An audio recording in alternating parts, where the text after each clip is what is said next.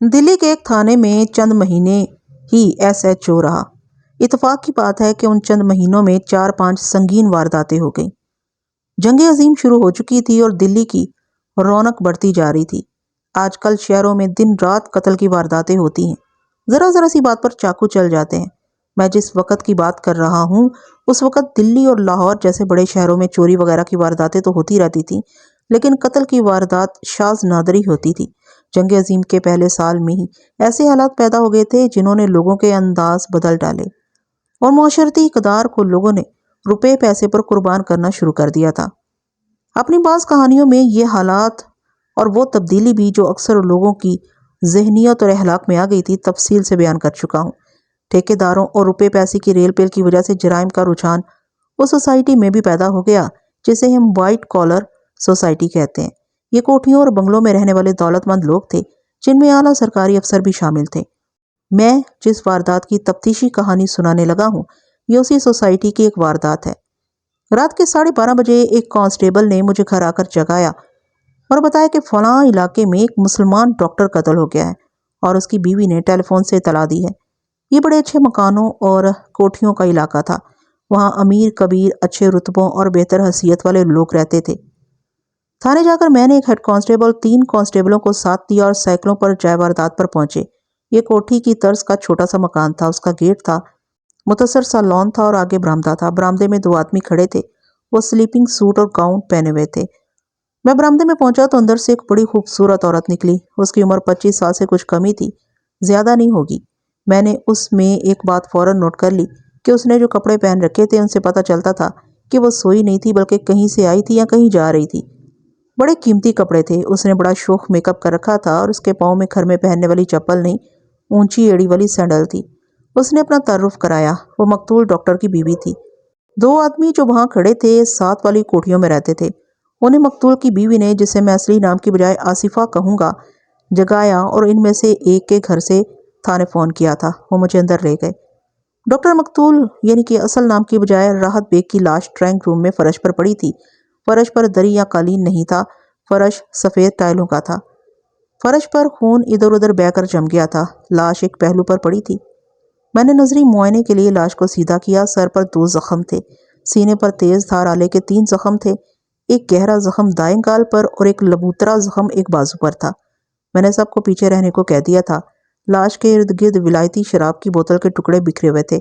بوتل کا پیندہ پورا الگ اور بوتل کا اوپر والا حصہ الگ پڑا تھا۔ اس حصے میں بوتل کی گردن تھی اور بوتل کا اس سے نیچے والا کچھ حصہ اس کے ساتھ اس طرح رہ گیا تھا کہ اس کا ایک حصہ خنجر کی طرح لمبا اور نوکدار اور 2 حصے سے تقریباً نصف لمبے اور نوکدار تھے۔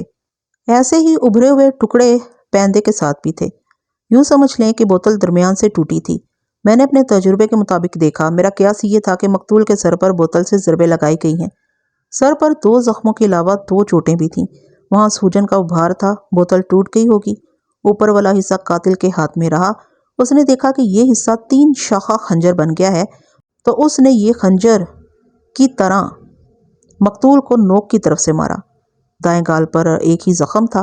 میں نے سینے کے زخم مقتول کی قمیض ہٹا کر ایک بار پھر دیکھے، ان میں ایک گہرا تھا اور دوسرے صرف کھال میں ہی اترے تھے۔ میں نے بوتل کا اوپر والا حصہ جسے آپ گردن اور کندھے کہہ سکتے ہیں ان زخموں پر رکھا، اس کے نوکدار حصے اس طرح زخموں پر فٹ آ گئے کہ لمبا خنجر نما ٹکڑا سینے میں گہرا اتر گیا اور باقی 2 حصوں کی نوکیں صرف کھال میں اتریں۔ اس سے مجھے یقین سا ہونے لگا کہ آلہ قتل شراب کی یہ بوتل ہے۔ میں نے بوتل کے اس ٹکڑے کو گردن سے نہیں پکڑا تھا بلکہ اس کے منہ میں انگلی ڈال کر پھنسا لی اور مقتول کے سینے پر رکھا تھا۔ اس احتیاط کی وجہ یہ تھی کہ بوتل کی لبوتری گردن پر قاتل کی انگلیوں کے نشان تھے۔ یہ نشان ننگی آنکھ سے نظر نہیں آیا کرتے، یہ فنگر پرنٹ بیورو میں دیکھ کر خاص قسم کے کاغذ پر اتار لیے جاتے ہیں۔ انگلیوں کے نشانات کے لیے مجھے 2 چیزیں اور نظر آئیں۔ یہ 2 گلاس تھے جو صوفے کے سامنے پڑی ہوئی تپائی پر رکھے تھے، ایک میں کوئی 2 گھونٹ اور دوسرے میں چند قطرے شراب باقی تھی۔ ایک پلیٹ میں بچے ہوئے 3-4 کباب اور 3-4 تکے تھے۔ یہ ثبوت تھا کہ مقتول شراب پیتا تھا اور شراب پینے والے 2 آدمی تھے۔ ان میں سے شراب گرا دی۔ گلاسوں پر بھی انگلیوں کے نشانات کی موجودگی لازمی تھی۔ فرش پر پڑی ہوئی ایک چیز اور مل گئی جو ان وارداتوں کی جگہوں پر اکثر ملا کرتی ہے جن وارداتوں میں عورت مجرم یا ملزوم کی حیثیت سے موجود ہوتی ہے۔ یہ تھے چوڑیوں کے ٹکڑے، 2-3 ٹکڑے خون میں پڑے تھے اور باقی خون سے باہر تھے۔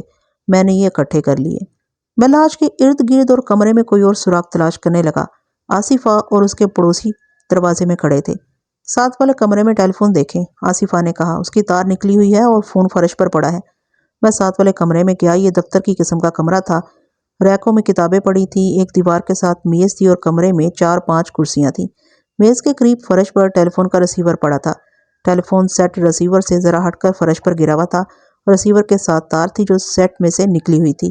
میرے سامنے سوال یہ آیا کہ قاتل یا قاتلوں نے اگر ٹیلی فون اس لیے کاٹا تھا کہ اس گھر والے واردات کے دوران پولیس یا کسی اور کو مدد کے لیے نہ بلا سکے تو ریسیور اور سیٹ کی تار الگ کر دیتے جس طرح کی ہوئی تھی۔ سیٹ اور ریسیور کو فرش پر پھینکنے کی کیا ضرورت تھی؟ مجھے اس سوال کا کوئی جواب نہیں مل رہا تھا۔ میں نے سیٹ اور ریسیور کو احتیاط سے اٹھا کر الگ رکھ لیا۔ ان پر بھی انگلیوں کے نشان لازمی تھے۔ لاش کو پوسٹ مارٹم کے لیے بھجوانے کا انتظام کیا۔ مقتول کے دونوں پڑوسیوں سے کہا کہ وہ برآمدے میں بیٹھے۔ میں نے مقتول کی بیوی سے کہا کہ وہ اپنے گھر کو اچھی طرح دیکھ کر بتائے کہ چوری تو نہیں ہوئی۔ اس نے مجھے کہا کہ میں اس کے ساتھ رہوں کیونکہ وہ دوسرے کمروں میں اکیلے جاتے ڈرتی تھی۔ میں اس کے ساتھ رہا۔ اس نے ایک کمرے میں جا کر 2 اٹیچی کیس کھولے اور ایک میں جو کپڑے تھے ان کے نیچے سے زیورات کے ڈبے نکالے۔ کچھ زیور اس نے پہنا ہوا تھا، باقی زیورات ڈبوں میں موجود تھے۔ آصفہ نے سارا گھر اچھی طرح دیکھ لیا، کاغذات بھی دیکھے اور یقین سے مجھے بتایا کہ کوئی چیز چوری نہیں ہوئی۔ اس سے یہ ظاہر ہوا کہ قتل چوری کی نیت سے نہیں ہوا۔ پھر قتل کا باعث کیا تھا؟ باعث وہ عورت تھی جس کی چوڑیوں کے ٹکڑے جے واردات سے ملے تھے۔ مجھے اس عورت کا سراغ لگانا تھا۔ آصفہ جب مجھے اپنے ساتھ لیے کمروں میں گئی تھی تو میں نے اس کی چوڑیاں دیکھی تھیں اور اس کی نظر بچا کر ٹوٹی ہوئی چوڑیوں کے بڑے ٹکڑے دیکھے تھے۔ یہ اسی قسم کی چوڑیوں کے تھے جو آصفہ کے ایک بازو میں تھی۔ ان کی تعداد 4 تھی۔ اس کے دوسرے بازو میں کھڑی تھی جس کی چین سونے کی تھی۔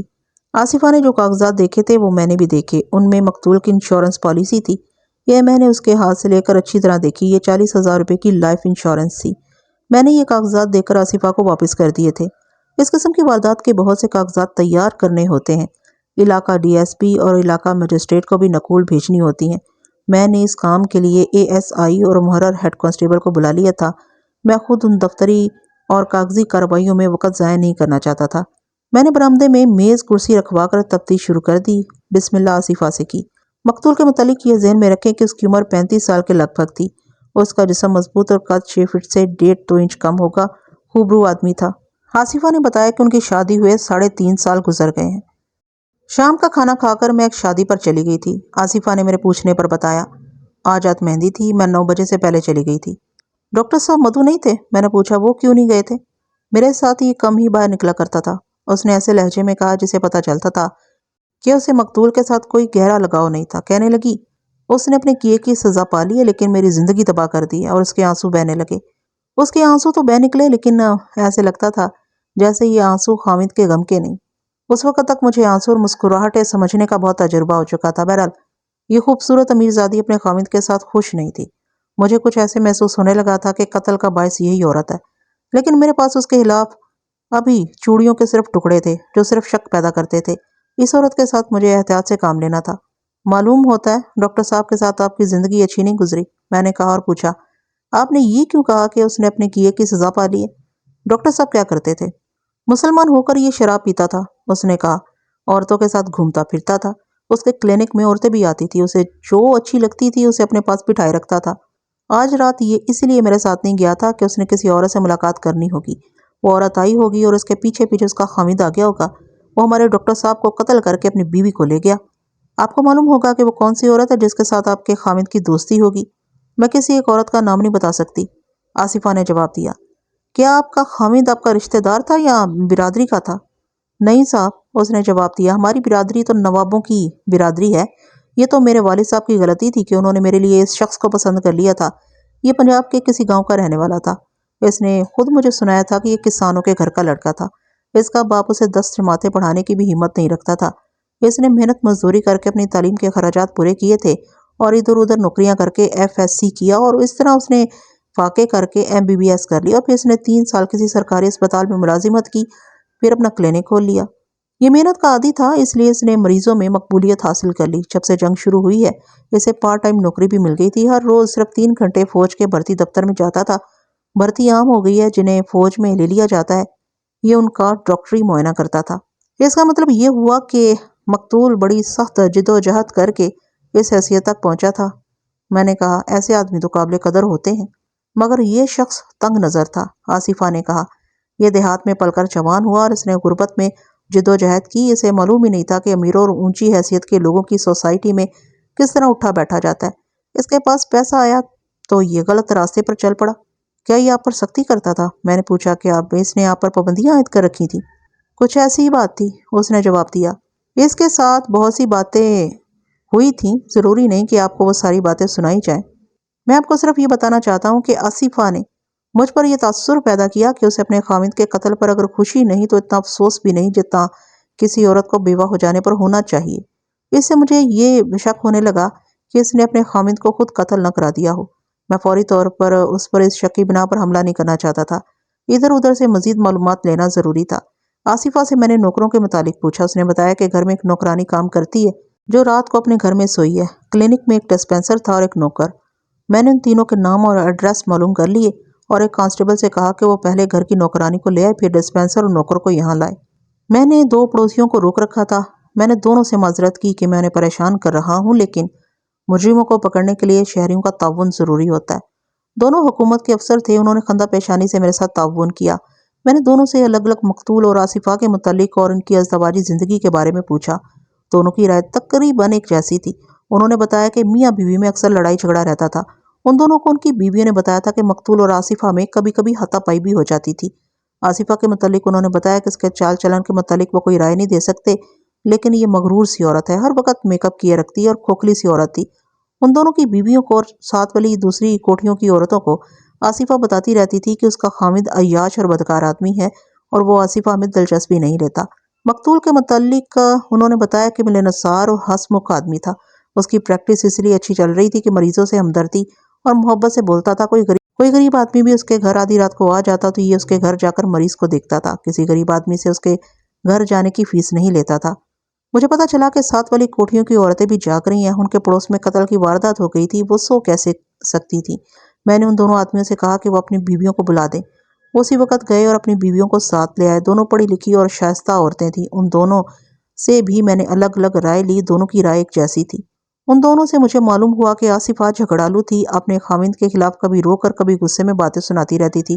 اس میں غصہ زیادہ تھا۔ یہ جتنی خوبصورت تھی اتنی ہی سڑیل تھی۔ ان عورتوں نے یہ بھی بتایا کہ مقتول خوش رہنے اور خوش رکھنے والا آدمی تھا۔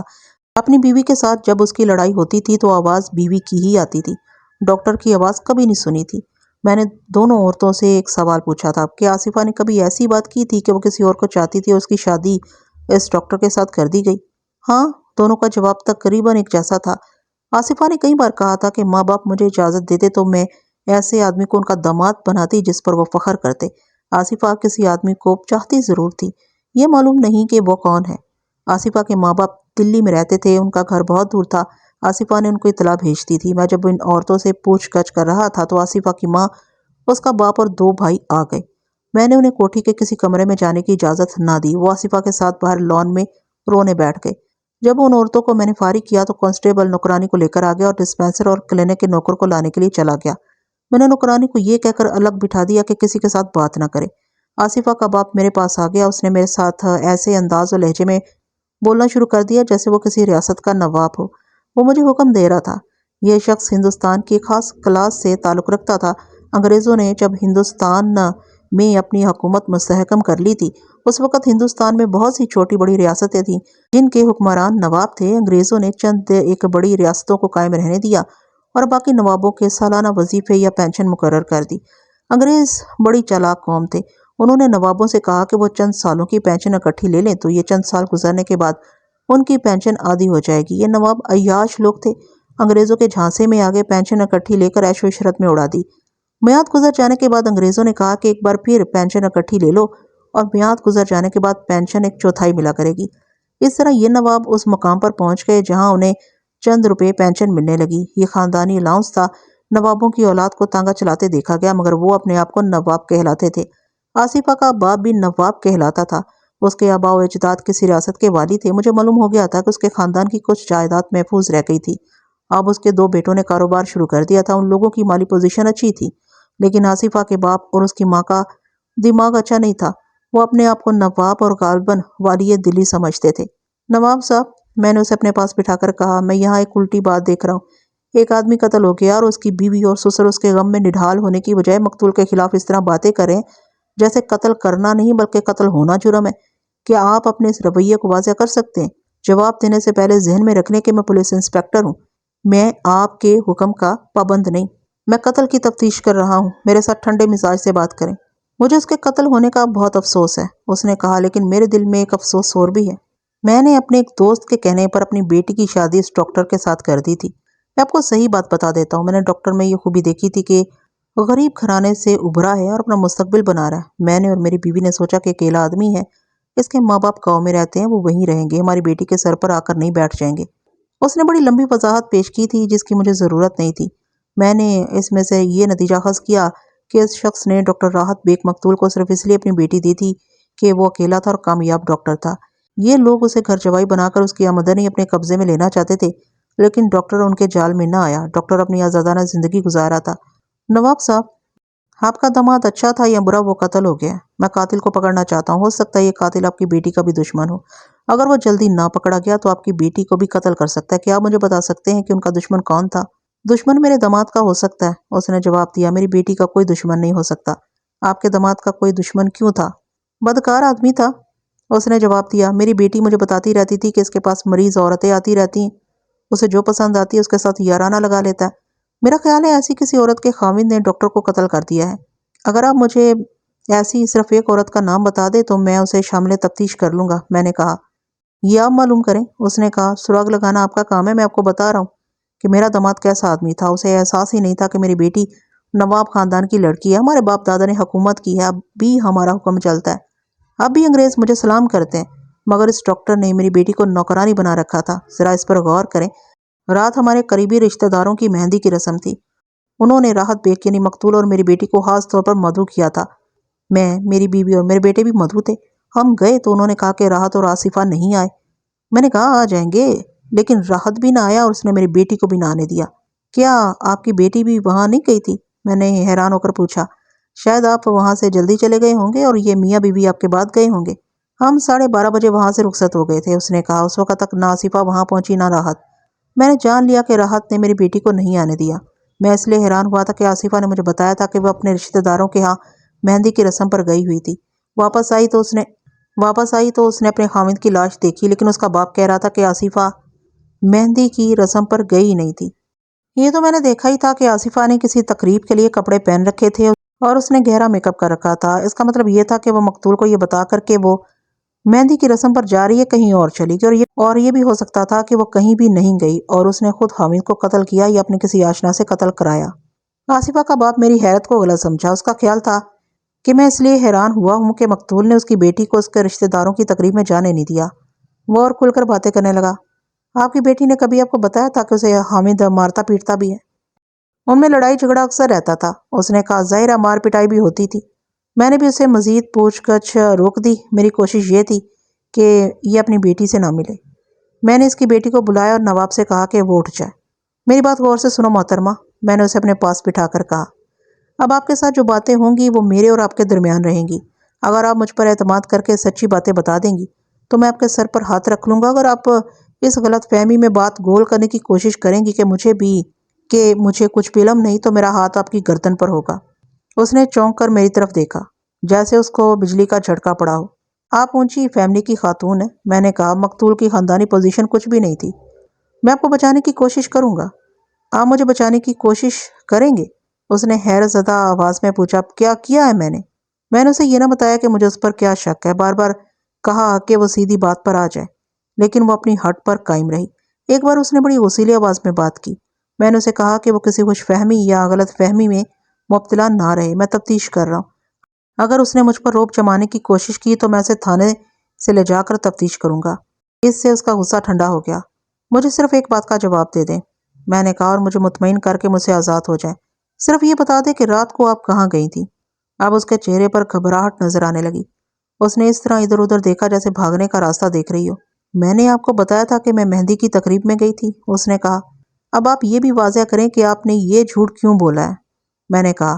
میں نے بہت کوشش کی ہے کہ آپ اصل بات پر آ جائیں، لیکن آپ کو اپنی عزت کا کوئی خیال نہیں۔ آپ یہ چاہتی ہیں کہ میں آپ کے رشتہ داروں کو یہاں بلا کر آپ کے سامنے کہلواؤں کہ آپ وہاں نہیں گئی تھیں۔ انسپکٹر صاحب، اس نے کچھ دیر سوچ کر کہا، فرض کر لیں میں وہاں نہیں گئی تھی، اس سے میرے خامد کے قتل کا کیا تعلق ہو سکتا ہے؟ تعلق یہ ہو سکتا ہے کہ آپ گھر میں موجود تھیں اور آپ کا خامد آپ کے سامنے قتل ہوا ہے۔ میں نے کہا، آپ کہیں بھی نہیں گئی تھیں۔ میں آپ کو ایک اور موقع دیتا ہوں، مجھے بتائیں کہ آپ نے جھوٹ کیوں بولا؟ آپ نہیں بتائیں گی تو میں آپ کو تھانے لے جاؤں گا۔ وہ سوچ میں پڑ گئی، پھر اس نے سر چکا لیا۔ مجھے ایسا جواب چاہیے جو مجھے مطمئن کر دے۔ میں نے کہا، آپ نے کہا تھا کہ آپ کو میری عزت کا بہت خیال ہے۔ اس نے کہا، میں آپ کو سچی بات بتا دیتی ہوں اور آپ سے درخواست کرتی ہوں کہ میرا پردہ نہ اٹھائیں۔ میرے والد صاحب کو پتہ نہیں چلنا چاہیے کہ میں رات کہاں گئی تھی۔ میں نے اسے یقین دلایا کہ میں اس کا پردہ رکھوں گا۔ میں نے اپنے خامند کو بتایا تھا کہ میں مہندی کی رسم پر جا رہی ہوں۔ اس نے کہا، لیکن میں اپنے ایک دوست کے ہاں چلی گئی تھی۔ کون ہے وہ؟ اس نے فوراً بتانے میں پس و پیش کی اور مجھے اس پر قائل کرنے لگی کہ وہ آدمی اتنا ہم نہیں کہ مجھے اس کا ایڈریس بتایا جائے۔ میں نے اسے کہا کہ مجھے اپنے شکوک رفع کرنے، میں اس آدمی کا نام معلوم کر کے رہوں گا۔ آخر اس نے بتا دیا کہ وہ ایک امیر زادہ تھا۔ اس کا خاندان دلی سے کچھ دور ایک گاؤں میں رہتا تھا۔ وہاں ان لوگوں کی بے شمار زمین تھی۔ یہ انگریزوں کی عطا کی ہوئی زمینیں تھیں۔ اس خاندان کا یہ آدمی، جس کی عمر 30 سال بتائی گئی، دلی آتا رہتا تھا۔ پھر اس نے دلی میں چھوٹی سی کوٹھی بنا لی تھی۔ آصفہ اسی کو چاہتی تھی، لیکن باپ نے اس کو ڈاکٹر راحت بیگ کے ساتھ بیاہ دیا۔ آپ نے اس کی محبت کو ابھی تک زندہ رکھا ہوا ہے؟ میں نے پوچھا۔ یہ محبت مرنے والی نہیں، اس نے جواب دیا۔ یہ بھی ایک وجہ تھی کہ ڈاکٹر مجھے اچھا نہیں لگتا تھا۔ اس نے شادی کر لی ہوگی؟ 2 سال ہوئے اس نے ماں باپ کے مجبور کرنے پر شادی کر لی ہے، آصفہ نے جواب دیا، لیکن وہ بیوی سے خوش نہیں۔ آپ دونوں نے کبھی ایسی بات کی ہوگی کہ وہ اپنی بیوی کو طلاق دے دے اور آپ بھی اپنے خاوند سے طلاق لے لیں گی؟ میں نے کہا، ہاں۔ اس نے جواب دیا، ایسی بات تو کئی بار ہوئی ہے۔ پھر رکاوٹ کیا تھی؟ میں نے کہا، اگر باغی ہی ہونا تھا تو پوری طرح باغی ہو جاتی۔ مجھے والد صاحب کا خیال آتا تھا۔ اس نے کہا، میں آپ سے یہ نہیں پوچھوں گا کہ اس شخص کے ساتھ آپ کی دوستی کس قسم کی ہے۔ میں نے کہا، میں آپ سے شاید اور بھی کچھ نہیں پوچھوں گا، آپ کو ایک زحمت دوں گا، مجھے آپ کے ہاتھ کا پورا نشان چاہیے۔ وہ ڈر گئی۔ میں نے اسے کہا کہ یہ بہت ضروری ہے۔ اب اس کی دکھتی رگ میرے ہاتھ میں آ گئی تھی۔ میری ہلکی سی دھمکی اسے پریشان کر دیتی تھی۔ میں نے ہیڈ کانسٹیبل سے کہا کہ آصفہ کی تمام انگلیوں کے نشان کاغذ پر اتارنے کا بندوبست کرے۔ اس کا ایک خاص طریقہ ہوتا ہے۔ صبح ہو گئی تھی۔ اس گھر کی نوکرانی، کلینک کا ڈسپینسر اور نوکر آئے بیٹھے تھے۔ میں نے پہلے نوکرانی کو بلایا۔ اسے دیکھ کر مجھے یقین نہ آیا کہ یہ نوکرانی ہے۔ اس کی عمر 26-27 سال تھی۔ قد لبوترا اور کھڑا، کندھے جھکے ہوئے نہیں بلکہ سیدھے۔ جسم کی ساخت بہت اچھی، چہرے کے نقوش خاص طور پر پرکشش اور آنکھیں نشیلی۔ اس کا رنگ گورا نہیں تھا، گندمی رنگ تھا جس میں سفیدی کی ہلکی سی جھلک تھی۔ اس رنگ میں اچھی صحت اور تندرستی کا نکھار تھا۔ اس نے سوتی کپڑے پہن رکھے تھے جو بالکل معمولی تھے۔ اس نے میک اپ تو دور کی بات ہے، شاید منہ دھویا ہی نہیں تھا، لیکن وہ آصفہ سے زیادہ خوبصورت لگتی تھی۔ اس کی آنکھیں کچھ سوجی سوجی ہوئی تھیں اور ناک سرخ تھی۔ وہ بہت روئی تھی۔ میں نے اسے پاس بٹھا کر نام پوچھا۔ اس کا نام نسیم تھا، شادی شدہ تھی اور تقریباً 1.5 سال سے مقتول کے گھر میں ملازم تھی۔ اس سے پہلے کہ میں اسے کوئی سوال پوچھتا، اس نے مجھ سے پوچھا کہ کچھ پتہ چلا کہ ڈاکٹر صاحب کو کس نے قتل کیا ہے؟ پتہ چلانے کی کوشش کر رہا ہوں۔ میں نے کہا، میں جو کچھ پوچھوں ٹھیک ٹھیک بتانا، پھر قاتل کا پتہ چل جائے گا۔ مجھے جو کچھ معلوم ہوگا میں بالکل ٹھیک بتاؤں گی۔ اس نے کہا، آپ پوچھیں۔ میں نے اسے پوچھ کچھ شروع کر دی۔ میں نے دیکھا کہ اس عورت میں خود اعتمادی تھی اور اس کی آواز میں ایسا تاثر تھا کہ اس کی ہر بات صحیح معلوم ہوتی تھی۔ میں نے اپنی عادت کے مطابق اس کے ساتھ ایسا رویہ رکھا جس میں انس اور اپنائیت تھی۔ 2 بار وہ بولتے بولتے رو پڑی اور اس کی ہچکی بند گئی۔ اس نے مجھے جو باتیں بتائی ان سے پڑوس میں رہنے والی 2 عورتوں کے بیانات کی تصدیق ہو گئی۔ نسیم نے مزید یہ بتایا کہ آصفہ اور مقتول میں دشمنوں کی طرح لڑائی جھگڑا ہوتا تھا۔ ایک بار آصفہ نے ڈنڈا اٹھا لیا اور ڈاکٹر کو 3-4 ضربیں لگائیں۔ ڈاکٹر نے اس سے ڈنڈا چھین کر پھینک دیا اور اسے تھپڑ مارے۔ ایک بار ان میں لڑائی جھگڑا ہو گیا تو آصفہ نے شیشے کا جگ اٹھا کر ڈاکٹر کو پتھر کی طرح مارا۔ ڈاکٹر آگے سے ہٹ گیا اور جگ دیوار کے ساتھ لگ کر ٹوٹ گیا۔ آصفہ نے چائے دانی اٹھا لی۔ ڈاکٹر دوڑ کر کمرے سے نکل گیا۔ نسیم وہاں موجود تھی۔ اس نے آصفہ کو پکڑا اور اسے دوسرے کمرے میں لے گئی۔ ان کا جھگڑا عموماً کس بات پر ہوا کرتا تھا؟ میں نے کبھی معلوم کرنے کی کوشش نہیں کی، نسیم نے جواب دیا۔ میں صرف یہ جانتی ہوں کہ بیگم صاحبہ کو اچانک غصہ آ جاتا ہے، بالکل ایسے جیسے دورہ پڑتا تھا۔ یہ عورت پاگل ہو جاتی تھی۔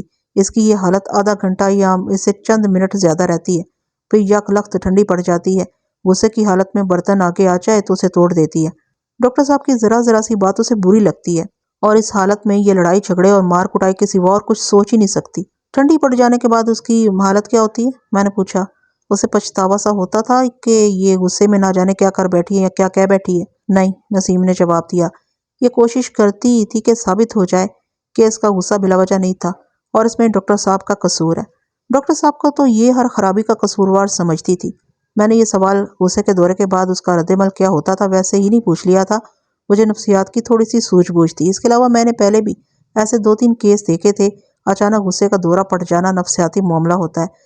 ایسے زیادہ تر کیسوں میں یوں ہوتا ہے کہ غصہ ختم ہو جانے کے بعد وہ پچھتانے لگتے ہیں۔ یہ ان کی ذہنی اذیت کا دوسرا مرحلہ ہوتا ہے۔ کوئی کیس ایسا ہوتا ہے جو دورہ ختم ہونے پر اپنے غصے کو حق بجانب ثابت کرتا ہے۔ وہ پچھتانا نہیں چاہتا۔ اپنی خامی کو جو دراصل نفسیاتی مرض ہوتا ہے چھپانے کے لیے جھوٹ بولتا اور عجیب و غریب حرکتیں کرتا ہے۔ آصفہ اسی قسم کی مریضہ معلوم ہوتی تھی۔ دیکھو نسیم، میں نے کہا، تم ملزم نہیں ہو، میں تم سے رہنمائی لے رہا ہوں۔ اگر تمہارے دل پر میرا ذرا سا بھی ڈر ہے تو وہ دل سے اتار دو۔ مجھے یہ بتاؤ کہ تمہیں ڈاکٹر کے قتل ہو جانے کا افسوس ہے یا آصفہ کے بیوہ ہو جانے کا؟ ڈاکٹر صاحب کے قتل کا مجھے بہت افسوس ہے، نسیم نے کہا اور اس کے آنسو بہنے لگے۔ آصفہ کے ساتھ تمہارے تعلقات کیسے تھے؟ میں نے پوچھا۔ کیا وہ تمہیں اچھا چاہتی تھی؟ یہ بات اگر آپ بیگم صاحبہ سے پوچھیں تو آپ کو صحیح جواب ملے گا، نسیم نے کہا۔ میں اپنی زبان سے اپنے حق میں کوئی بات نہیں کہوں گی۔ میں تمہاری زبان سے سننا چاہتا ہوں۔ میں نے کہا، میں تصدیق کر لوں گا۔ بیگم صاحبہ کے ساتھ میرے تعلقات بہت اچھے تھے، اس نے کہا۔ وہ مجھے اتنا پسند کرتی ہیں کہ دل کی باتیں میرے ساتھ کر لیتی ہیں۔ پھر تو تم مجھے بہت کچھ بتا سکتی ہو نسیم، میں نے دوستانہ لہجے میں کہا۔ میں تمہیں ایک بات کہہ دینا ضروری سمجھتا ہوں۔ تم جانتی ہو کہ ایک آدمی قتل ہو گیا۔ اگر تم کوئی بات مجھ سے چھپا لو گی اور وہ مجھے کسی اور سے معلوم ہوگی تو یہ تمہارا جرم تصور کیا جائے گا۔ نہیں نسیم، میں تمہیں کسی تکلیف میں نہیں دیکھنا چاہتا۔ مجھے یہ بتاؤ کہ ڈاکٹر کا رویہ تمہارے ساتھ کیسا تھا؟ ان کی بات ہی کچھ اور تھی صاحب، اس نے کہا۔ ڈاکٹر صاحب مشفق انسان تھے۔ میرے ساتھ ان کا رویہ بہت ہی اچھا تھا۔ وہ مجھے نوکرانی سمجھتے ہی نہیں تھے۔ میرا خاوند اکثر بیمار رہتا ہے، ڈاکٹر صاحب اسے ہمارے گھر آ کر دیکھتے اور مفت علاج کرتے تھے۔ ڈاکٹر صاحب میں غصہ تو تھا ہی نہیں۔ میں نے نسیم سے کئی ایک باتیں پوچھی۔ اس نے جرات اور خود اعتمادی سے ہر بات بتائی۔ اتنی لمبی چوڑی پوچھ گچھ کا اختصار یہ تھا کہ نسیم نے آصفہ کے خلاف بہت سی باتیں بتائیں اور ڈاکٹر کی اتنی زیادہ تعریفیں کی جنہوں نے میرے ذہن میں شک پیدا کر دیا۔ اس نے جذبات کے جوش سے یہاں تک کہا، بیگم صاحبہ تو ڈائن ہے، ہر وقت میک اپ کیے رکھتی ہیں اور ڈاکٹر صاحب کو تو یوں دیکھتی ہیں جیسے انہیں کچا کھا جانا چاہتی ہوں۔ مجھے یہ عورت صاف نہیں لگتی۔ میرے ذہن میں جو شک پیدا ہو گیا تھا وہ پکا ہونے لگا۔ میں نے نسیم کو اب بدلی ہوئی نظروں سے دیکھا اور بڑی غور سے دیکھا۔ اس جوان عورت کا ظاہری ناک و نقشہ تو اچھا تھا ہی، اس میں کچھ تاثر اور بھی تھا جس کا تعلق جسمانی طور پر چہرے کے ساتھ نہیں تھا، لیکن اس نے اس کے چہرے کو زیادہ حسین بنا رکھا تھا۔ میں پہلے کہہ چکا ہوں کہ نسیم میں آصفہ کی نسبت زیادہ کشش تھی۔ اگر اسے آصفہ جیسے قیمتی کپڑے پہنا دیے جاتے، اس کا میک اپ کر دیا جاتا اور اس کے بال سنوارے ہوئے ہوتے تو وہ کسی نواب خاندان کی امیر زادی لگتی۔ میرا شک یہ تھا کہ ڈاکٹر نے اس کے ساتھ درپردہ تعلقات قائم کر رکھے تھے۔ یہ تو مجھے آصفہ ہی بتا سکتی تھی کہ میرا شک کہاں تک درست ہے۔ مجھے یہ خیال بھی آیا کہ آصفہ کو ان پر ذرا سا بھی شک ہوتا تو وہ مجھے ضرور بتاتی۔ میں نے اسے پوچھا بھی تھا کہ وہ کسی ایک عورت کا نام بتا دے جس کا ڈاکٹر کے ساتھ دوستانہ تھا۔ آصفہ مجھے کوئی نام نہیں بتا سکی تھی۔ اس کا مطلب یہ تھا کہ آصفہ کو معلوم نہ تھا۔ مجھے بہرحال معلوم کرنا تھا۔ چوڑیوں کے ٹکڑے بتا رہے تھے کہ واردات کے ساتھ عورت کا تعلق ہے۔ عورت نسیم بھی ہو سکتی تھی، لیکن اس نے جو چوڑیاں پہن رکھی تھیں وہ کسی اور رنگ اور قسم کی تھیں۔ نسیم، میں نے اسے کہا، معلوم ہوتا ہے ڈاکٹر صاحب تم پر کوئی زیادہ ہی مہربان تھے، وہ تمہیں نوکرانی نہیں سمجھتے تھے۔ اس نے میری پوری بات بھی نہ سنی، آہ لے کر بولی، اگر آپ کو یہ شک ہے کہ ڈاکٹر صاحب کے ساتھ میرا ناجائز تعلق تھا تو یہ شک دل سے نکال دیں۔ ان کے ساتھ میرا تعلق گہرا تھا۔ میں حیران ہو گیا کہ یہ عورت میرا اشارہ فوراً سمجھ گئی تھی۔ اس نے جس انداز سے میرا شک رفع کرنے کی کوشش کی وہ اتنا پختہ تھا کہ میں نے اس بات کو سچ مان لیا، لیکن مجھے اتنی جلدی نہیں مان لینا چاہیے تھا۔ میں نے اسے پوچھا کہ گہرے تعلق کا کیا مطلب ہے؟ ہم جیسے لوگ پیٹ کے بھوکے ہوتے ہیں، اس نے کہا، ہمیں روٹی اور پیسے کی بھوک ہوتی ہے، لیکن ڈاکٹر صاحب کو پیار کی بھوک تھی۔ بیگم صاحبہ کے پاس ان کے لیے پیار نہیں، غصہ اور نفرت تھی، بلکہ یہ عورت انہیں دھتکار کر رکھتی تھی۔ 1 سال پہلے کی بات ہے، بیگم صاحبہ 2-3 دنوں کے لیے اپنے ماں باپ کے گھر چلی گئی تھی۔ میں شام کو کام سے فارغ ہو کر گھر جانے کے لیے ڈاکٹر صاحب سے اجازت لینے گئی تو انہوں نے مجھے روک لیا۔ کہنے لگے، نسیم، ذرا دیر میرے پاس بیٹھ نہیں سکو گی؟ میں نے کہا، کیوں نہیں بیٹھ سکوں گی؟ پہلے تو وہ ادھر ادھر کی باتیں کرتے رہے، میرے خاوند کی صحت کے متعلق پوچھا، پھر اپنے متعلق باتیں کی۔ مجھے ایک شک ہوا۔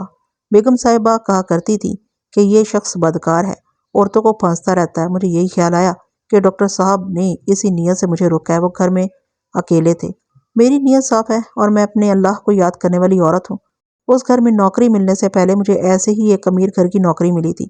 وہاں 2 بچے تھے، ان کی دیکھ بھال کرتی تھی۔ وہاں بڑا اچھا وقت گزرا۔ ایک روز بچوں کا باپ گھر میں اکیلا تھا۔ اس نے مجھے اپنے پاس بٹھا لیا اور میرے ہاتھ میں 10 کے معلوم نہیں کتنے نوٹ دے کر اپنی نیت کا اظہار کر دیا۔ خدا کی قسم مجھے غصہ نہ آیا۔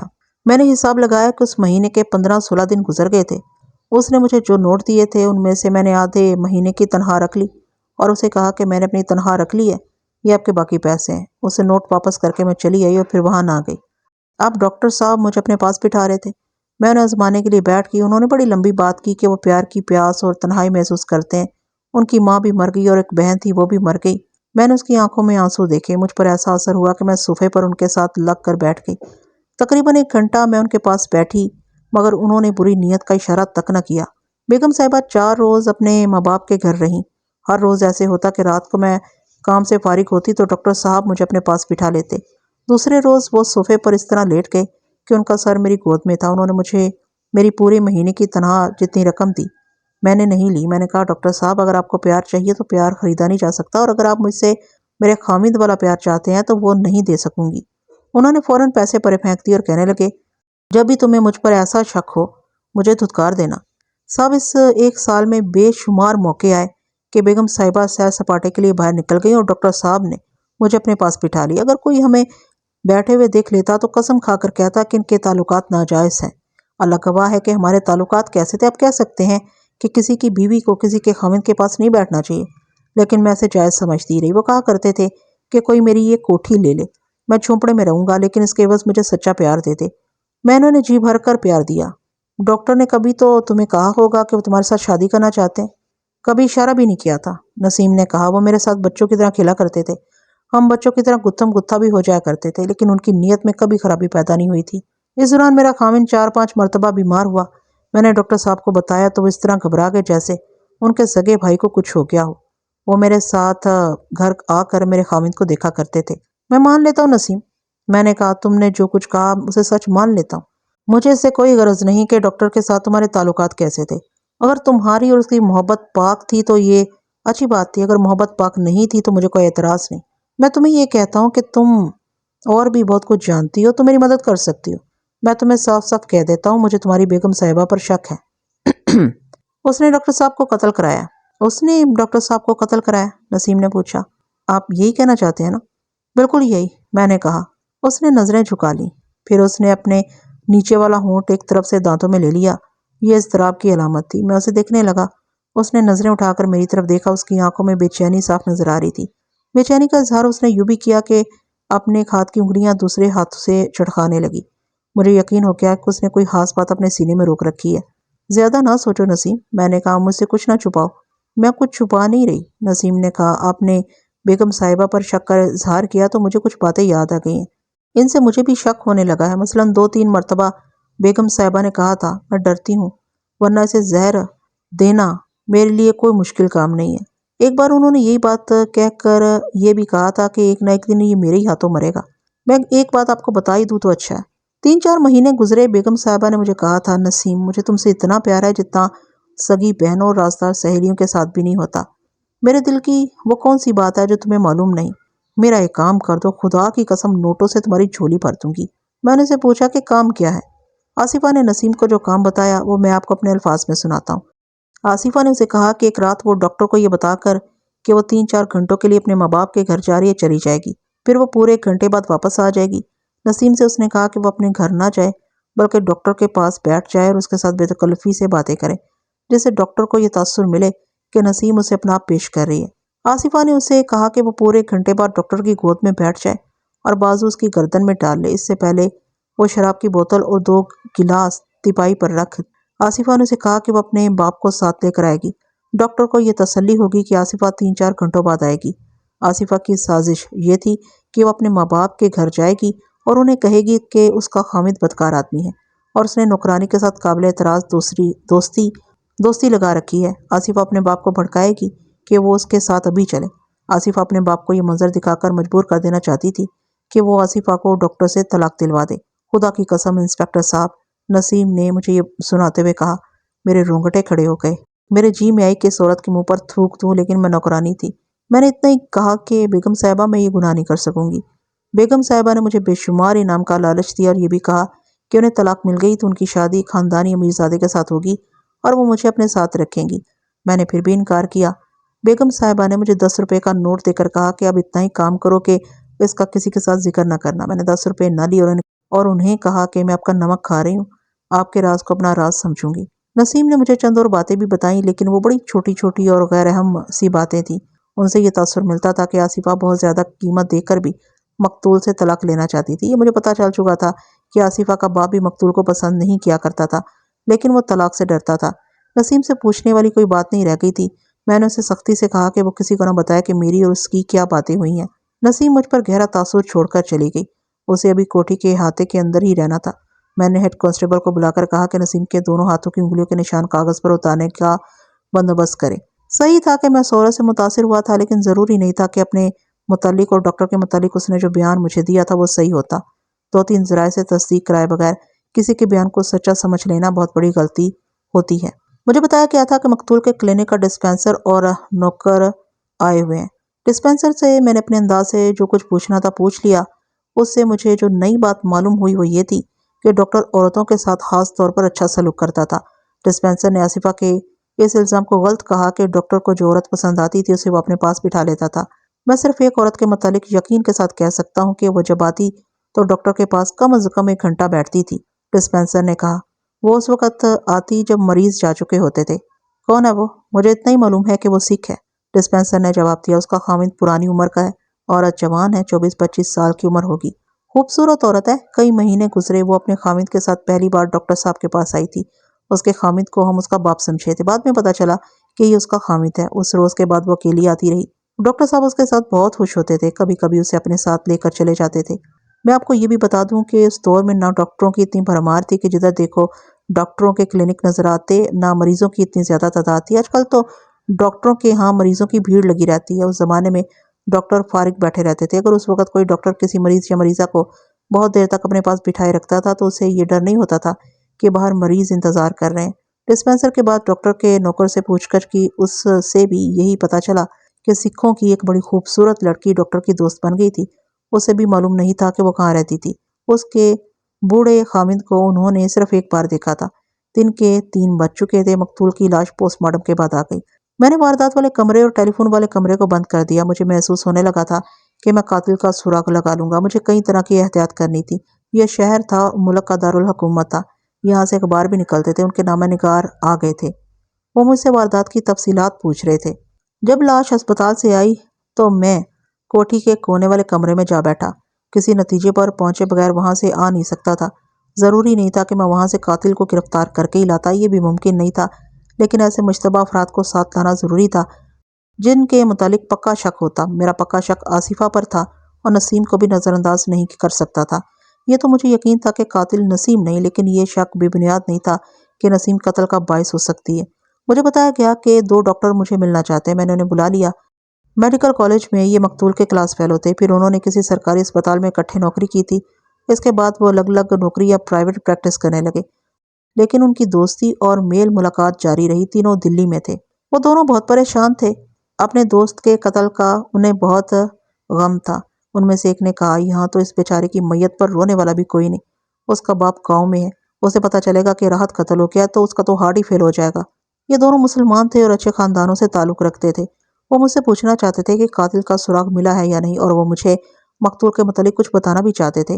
مجھے ایک اور ضروری کارروائی کرنی تھی۔ ASI آ گیا تھا۔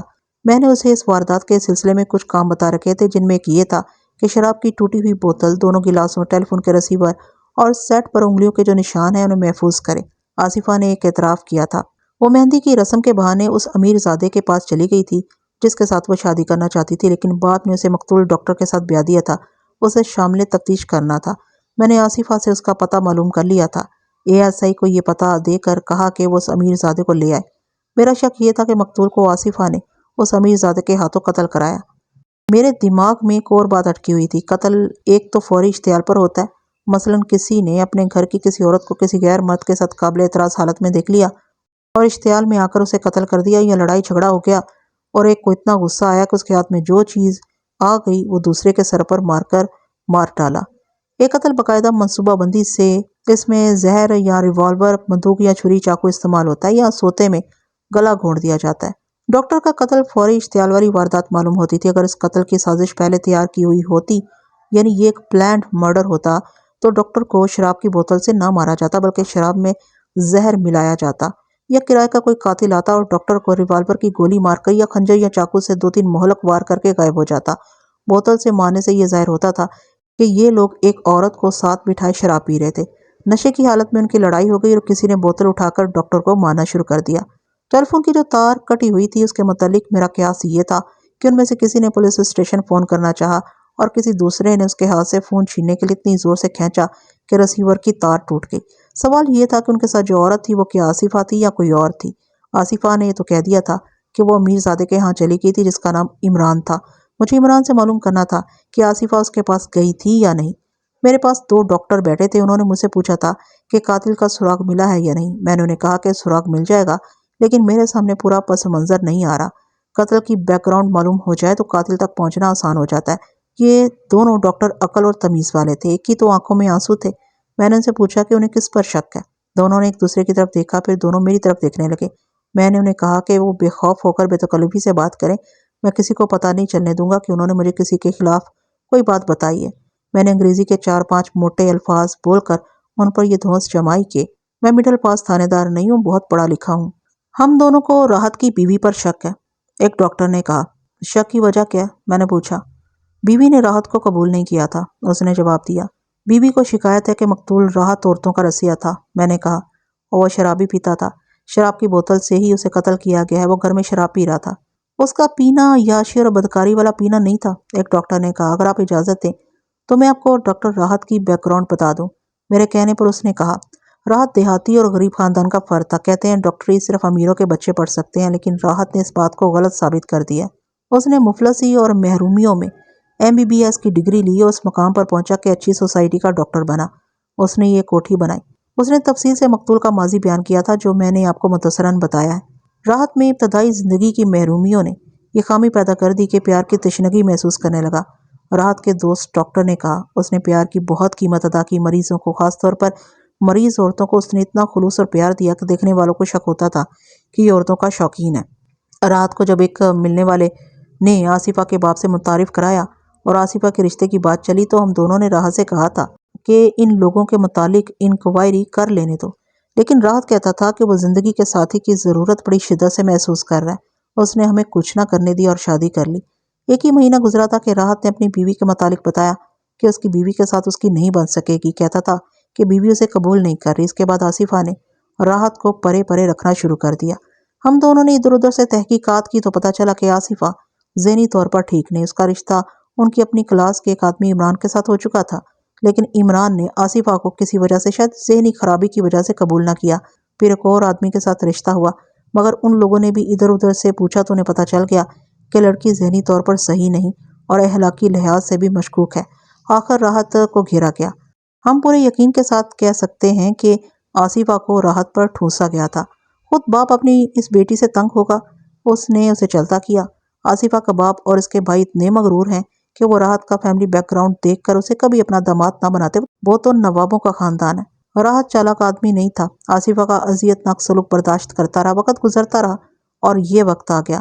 ہمارے ساتھ راحت اپنا رونا رویا کرتا تھا۔ ہم اسے کہتے تھے کہ آصفہ کو طلاق دے دو، وہ نہیں مانتا تھا۔ اس نے ہمیں کئی بار کہا تھا کہ آصفہ کا سلوک بالکل دشمنوں جیسا ہو گیا ہے اور وہ محسوس کرتا ہے کہ کسی روز آصفہ اسے دھوکے میں زہر پلا دے گی۔ تقریباً 1 سال سے راحت ہمیں بتا رہا تھا کہ اس کی نوکرانی بہت اچھی ہے۔ آصفہ کبھی گھر سے غیر حاضر ہوتی تھی تو راحت اس نوکرانی کو اپنے پاس بٹھا لیتا تھا۔ نوکرانی کے ساتھ راحت کے تعلقات کیسے تھے؟ میں نے پوچھا۔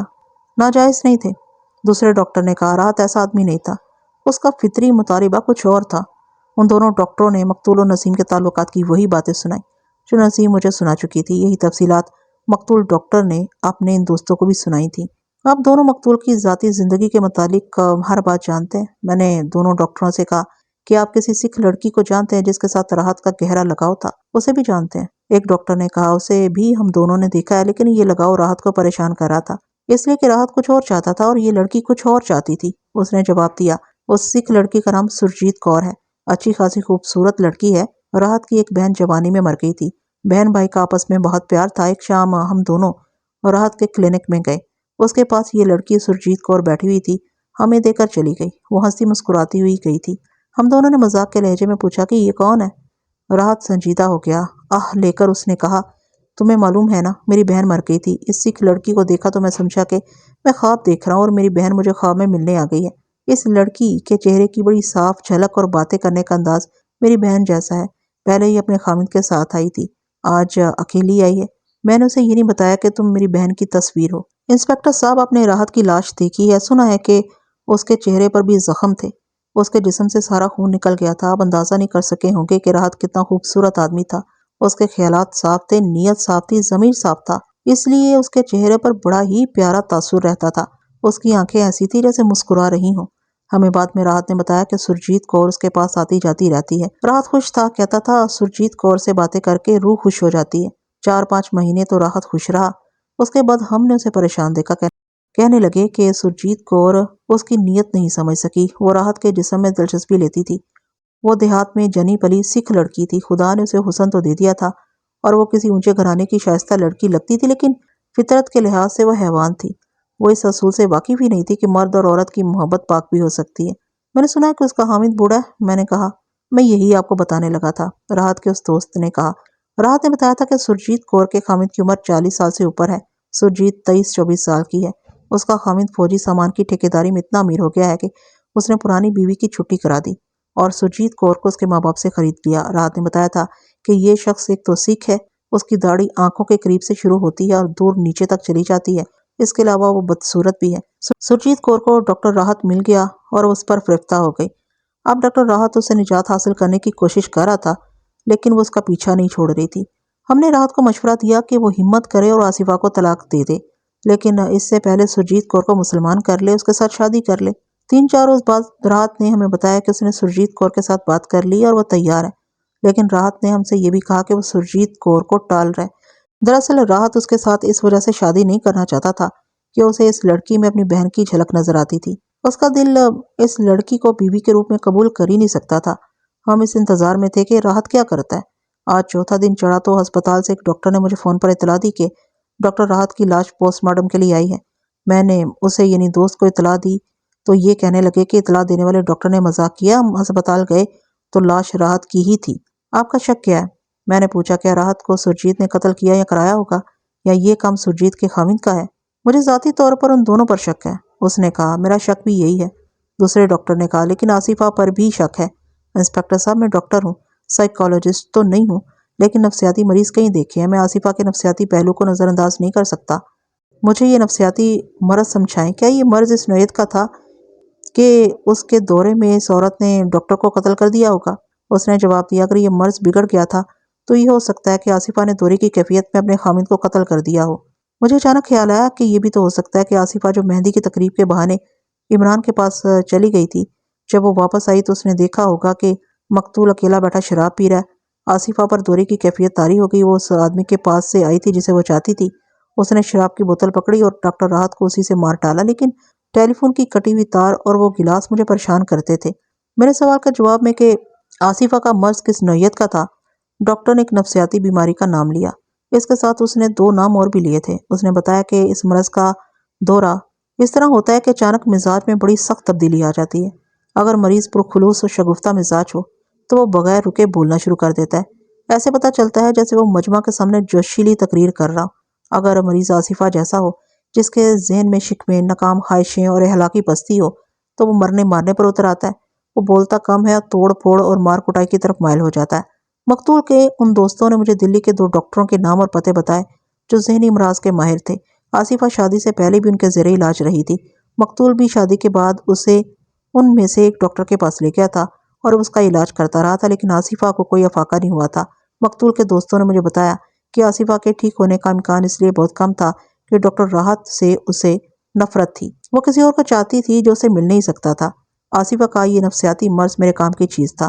یہ خیال مجھے اسی وقت آ گیا تھا کہ قاتل اگر آصفہ ہوئی اور میں نے اسے قاتل ثابت کر بھی دیا تو اسے سزا نہیں ملے گی۔ میرا مسئلہ یہ نہیں تھا کہ آصفہ کو ضرور سزا ملے، میرا مسئلہ تو یہ تھا کہ مجھے قاتل مل جائے اور میں اسے عدالت میں کھڑا کر دوں۔ مقتول کے ان دوستوں نے ٹھیک ہی کہا تھا کہ اس بیچارے کی میت پر رونے والا کوئی بھی نہیں۔ کوٹھی میں ایک نوجوان آدمی کی لاش پڑی تھی جو کامیاب ڈاکٹر تھا۔ اس کی بیوہ بھی موجود تھی اور اس کے سسرال والے بھی آئے ہوئے تھے، لیکن کوٹھی میں خاموشی تھی۔ جب یہ دونوں ڈاکٹر چلے گئے تو میں کھانے کے لیے کسی ہوٹل کی تلاش میں نکل گیا۔ ماتم والے گھر میں باہر سے کھانا منگوا کر کھانا مجھے معیوب سا لگتا تھا۔ جب کھانا کھا کر واپس آیا تو کمرے کے دروازے میں میرا ASI کھڑا تھا، اس کے ساتھ ایک خوبصورت جوان بھی کھڑا تھا، جسے دیکھتے ہی میں سمجھ گیا کہ یہ آصفہ کا میرزادہ آشنا عمران ہے۔ اس وقت رات کے 8:30 بج رہے تھے۔ عمران نے آگے ہو کر میرے ساتھ ہاتھ ملایا۔ میں اسے کمرے میں لے گیا۔ حکم ملک صاحب، عمران نے کہا۔ مجھے کیسے یاد فرمایا آپ نے؟ عمران صاحب، میں نے اسے کہا، ایک تصدیق کے لیے آپ کو زحمت دی ہے۔ زحمت نہ کہیے ملک صاحب، اس نے دوستانہ لہجے میں کہا۔ آپ نے ASI کو بھیجا تھا؟ اپنے نوکر کو بھیج دیتے تو بھی حاضر ہو جاتا۔ کہیے مجھ سے آپ نے کیسی تصدیق کرانی ہے؟ آپ کو معلوم ہے نا کہ ڈاکٹر راحت قتل ہو گیا؟ میں نے کہا، مقتول کی بیوی کہتی ہے کہ یہ واردات اس کی غیر حاضری میں ہوئی ہے اور وہ آپ کے ہاں گئی ہوئی تھی۔ کیا میں سچ مان لوں کہ وہ آپ کے ہاں تھی؟ وہ ہنس پڑا اور بولا، جی ہاں، وہ میرے ہی پاس تھی۔ عمران بھائی، میں نے کہا، میں آپ سے توقع رکھوں گا کہ آپ مجھے کوئی غلط بات نہیں بتائیں گے۔ اگر آصفہ آپ کے ہاں نہیں گئی تو مجھے بتا دیں۔ میں صرف آپ سے ہی تفتیش نہیں کر رہا، آصفہ کو جاننے والے کئی لوگوں سے سوال جواب کر چکا ہوں اور نہ جانے کتنے اور لوگوں کو بلاؤں گا اور کس کس کو شامل تفتیش کروں گا۔ آپ اسے بچانے کی کوشش نہ کریں کیونکہ آپ کی یہ کوشش بری طرح ناکام ہوگی۔ تو کیا آپ کو یہ شک ہے کہ قاتل آصفہ ہے؟ عمران نے پوچھا۔ نہ عمران بھائی، میں نے بڑے شگفتہ لہجے میں کہا، آپ مجھ سے سوال نہ پوچھیں، مجھے آپ کی رہنمائی کی ضرورت ہے۔ آپ کی نوازش ہوگی میرے سوالوں کا جواب دیں۔ مجھے اپنے آپ پر بڑا رحم آیا۔ میں فوجی خطے کا رہنے والا آدمی اور مجھے پرتکلف اردو بولنی پڑی۔ عمران بھائی، میں نے کہا، مجھے ایک بات بتائیں، کیا یہ صحیح ہے کہ مقتول سے پہلے آصفہ کا رشتہ آپ کے ساتھ طے ہوا تھا اور آصفہ کے باپ نے اسے مقتول کے ساتھ بیاہ دیا تھا؟ عمران نے میرے منہ کی طرف دیکھا، اس کے ہونٹوں پر مسکراہٹ آ گئی اور بڑی پختہ آواز میں بولا، ملک صاحب، میں زیادہ سوال جواب کے سلسلے میں آپ کا وقت ضائع نہیں کرنا چاہتا۔ میں آپ کو سیدھی بات بتا دیتا ہوں، آصفہ کا باپ اس کا رشتہ مجھے دے رہا تھا اور میں نے یہ رشتہ قبول کر بھی لیا تھا۔ یہ بھی صحیح ہے کہ یہ لڑکی مجھے اچھی لگتی تھی اور یہ مجھے چاہتی بھی تھی، بلکہ اسے آپ محبت کہہ لیں۔ مجھے پتا چل گیا کہ لڑکی میں کوئی دماغی نقص ہے۔ میں نے اس ڈاکٹر سے پوچھا جس سے اس کا علاج کرایا جا رہا تھا، وہاں سے مجھے پتا چلا کہ اس کا یہ مرض خطرناک بھی ہو سکتا ہے۔ آصفہ مجھے اپنے باپ سے چوری ملا بھی کرتی تھی۔ میں نے دیکھا کہ اس میں غرور اور تکبر اتنا زیادہ ہے کہ مجھے شک ہوتا تھا کہ یہ مجھے چھوٹا سا آدمی سمجھتی ہے۔ اس کے علاوہ یہ شو باز اور بالکل کھوکھلی لڑکی ہے۔ میں نے اس کے باپ سے صاف کہہ دیا کہ میں اس کی بیٹی کو قبول کرنے کے لیے تیار نہیں۔ لیکن عمران بھائی، میں نے کہا، یہ تو دعویٰ کرتی ہے کہ تم دونوں ایک دوسرے کو چاہتے ہو۔ آصفہ کو میرے سامنے بٹھائیں، عمران نے کہا، تاکہ اس کے سامنے بات کروں۔ اس سے آپ کو یقین آ جائے گا کہ میں غلط بیانی نہیں کر رہا۔ یہ مجھے شادی کے بعد بھی ملتی رہی، مجھ پر زور دیتی تھی کہ میں اس کے ساتھ شادی کر لوں۔ یہ مقتول سے طلاق لینے کی باتیں کرتی تھی۔ میں نے اس کی شادی کے فوراً بعد ایک اچھے گھرانے کی لڑکی کے ساتھ شادی کر لی تھی۔ آصفہ میرے پاس آتی رہی۔ میں نے ایک دن اسے عذرائے مذاق کہا کہ تم میری بیوی بننا چاہتی ہو تو نکاح کی کیا ضرورت ہے؟ اس طرح مذاق مذاق میں میرا اس کے ساتھ قابل اعتراض تعلق پیدا ہو گیا۔ میرا خیال ہے یہ چاہتی ہی یہی تھی۔ گزشتہ رات بھی یہ اسی مقصد کے لیے میرے پاس آئی تھی۔ اس نے مجھے بتایا کہ خامند کو یہ بتا کر آئی ہے کہ کسی کے ہاں مہندی کی رسم پر جا رہی ہوں۔ ملک صاحب، میں کہاں کا شریف آدمی ہوں، اللہ کا فضل ہے، کسی چیز کی کمی نہیں۔ آصفہ جیسی کئی عورتیں آئی اور کچھ دن موج میلا کر کے میں نے انہیں چلتا کیا۔ اگر آپ کو یہ شک ہے کہ اس نے اپنے خامند کو اس لیے قتل کیا یا کروایا ہے کہ میں اس کے ساتھ شادی کر لوں گا تو آپ یہ وہم دل سے اتار دیں۔ میں نے آپ کو جو باتیں بتائی ہیں ان کی آپ تصدیق بھی کر سکتے ہیں۔ بے شک میں اس شخص کی شخصیت اور انداز سے متاثر ہوا تھا، لیکن اس کے بیان کو میں 100% سچ نہیں مان سکتا تھا۔ مجھے تصدیق تو کرنی ہی تھی۔ عمران کو میں نے فارغ کر دیا۔ ایک اور رات آ گئی تھی۔ مقتول کو شام سے ذرا پہلے دفن کر دیا گیا تھا۔ قبرستان سے آ کر آصفہ اور اس کا باپ میرے پاس آ گئے۔ آصفہ کی آنکھیں خشک تھیں، اس کے باپ کا چہرہ اترا ہوا تھا۔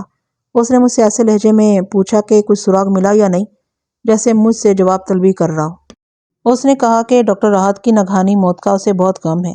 وہ اسے کہنا چاہتا تھا لیکن کہہ نہ سکا کہ ڈاکٹر راحت کی موت کا نہیں، اپنی بیٹی کا غم ہے کہ اب کون ہوگا جو اس کا رشتہ قبول کرے گا۔ رات کو میں نے تفتیش کے سلسلے میں کچھ اور کام کیا اور سوچتا رہا، اس وقت تک مجھے کیا حاصل ہوا ہے، اب مجھے کیا کرنا چاہیے۔ 1 بجے کے بعد میں وہیں سو گیا۔ صبح میں نے آصفہ اور اس کی نوکرانی نسیم کو ساتھ لیا اور تھانے چلا گیا۔ میں آصفہ کو گھیرنا چاہتا تھا۔ تھانے میں 2 کام ایسے آ گئے جو مجھے ہی کرنے تھے۔ میں ان میں مصروف ہو گیا اور 11 بجے کے قریب فارغ ہوا۔ میں اب آصفہ اور نسیم کی طرف توجہ دینا چاہتا تھا، لیکن ایک سکھ آ گیا۔ میں نے اسے بٹھایا اور پوچھا کہ وہ کیوں آیا ہے۔ میری بیوی نے مجھے زہر دے دیا ہے، اس نے کہا اور 2-3 کاغذ میرے آگے رکھ دیے۔ یہ ڈاکٹروں کی رپورٹیں ہیں۔ میں نے رپورٹیں دیکھی۔ ایک رپورٹ خون کے ٹیسٹ کی تھی، دوسری تھوک کے ٹیسٹ کی اور تیسری رپورٹ قے کی تھی۔ اسے 3-4 دنوں سے متلی محسوس ہو رہی تھی اور کسی وقت قے ہو جاتی تھی اور اس کی بھوک مر گئی تھی۔ وہ معدے اور جگر میں جلن محسوس کرتا تھا۔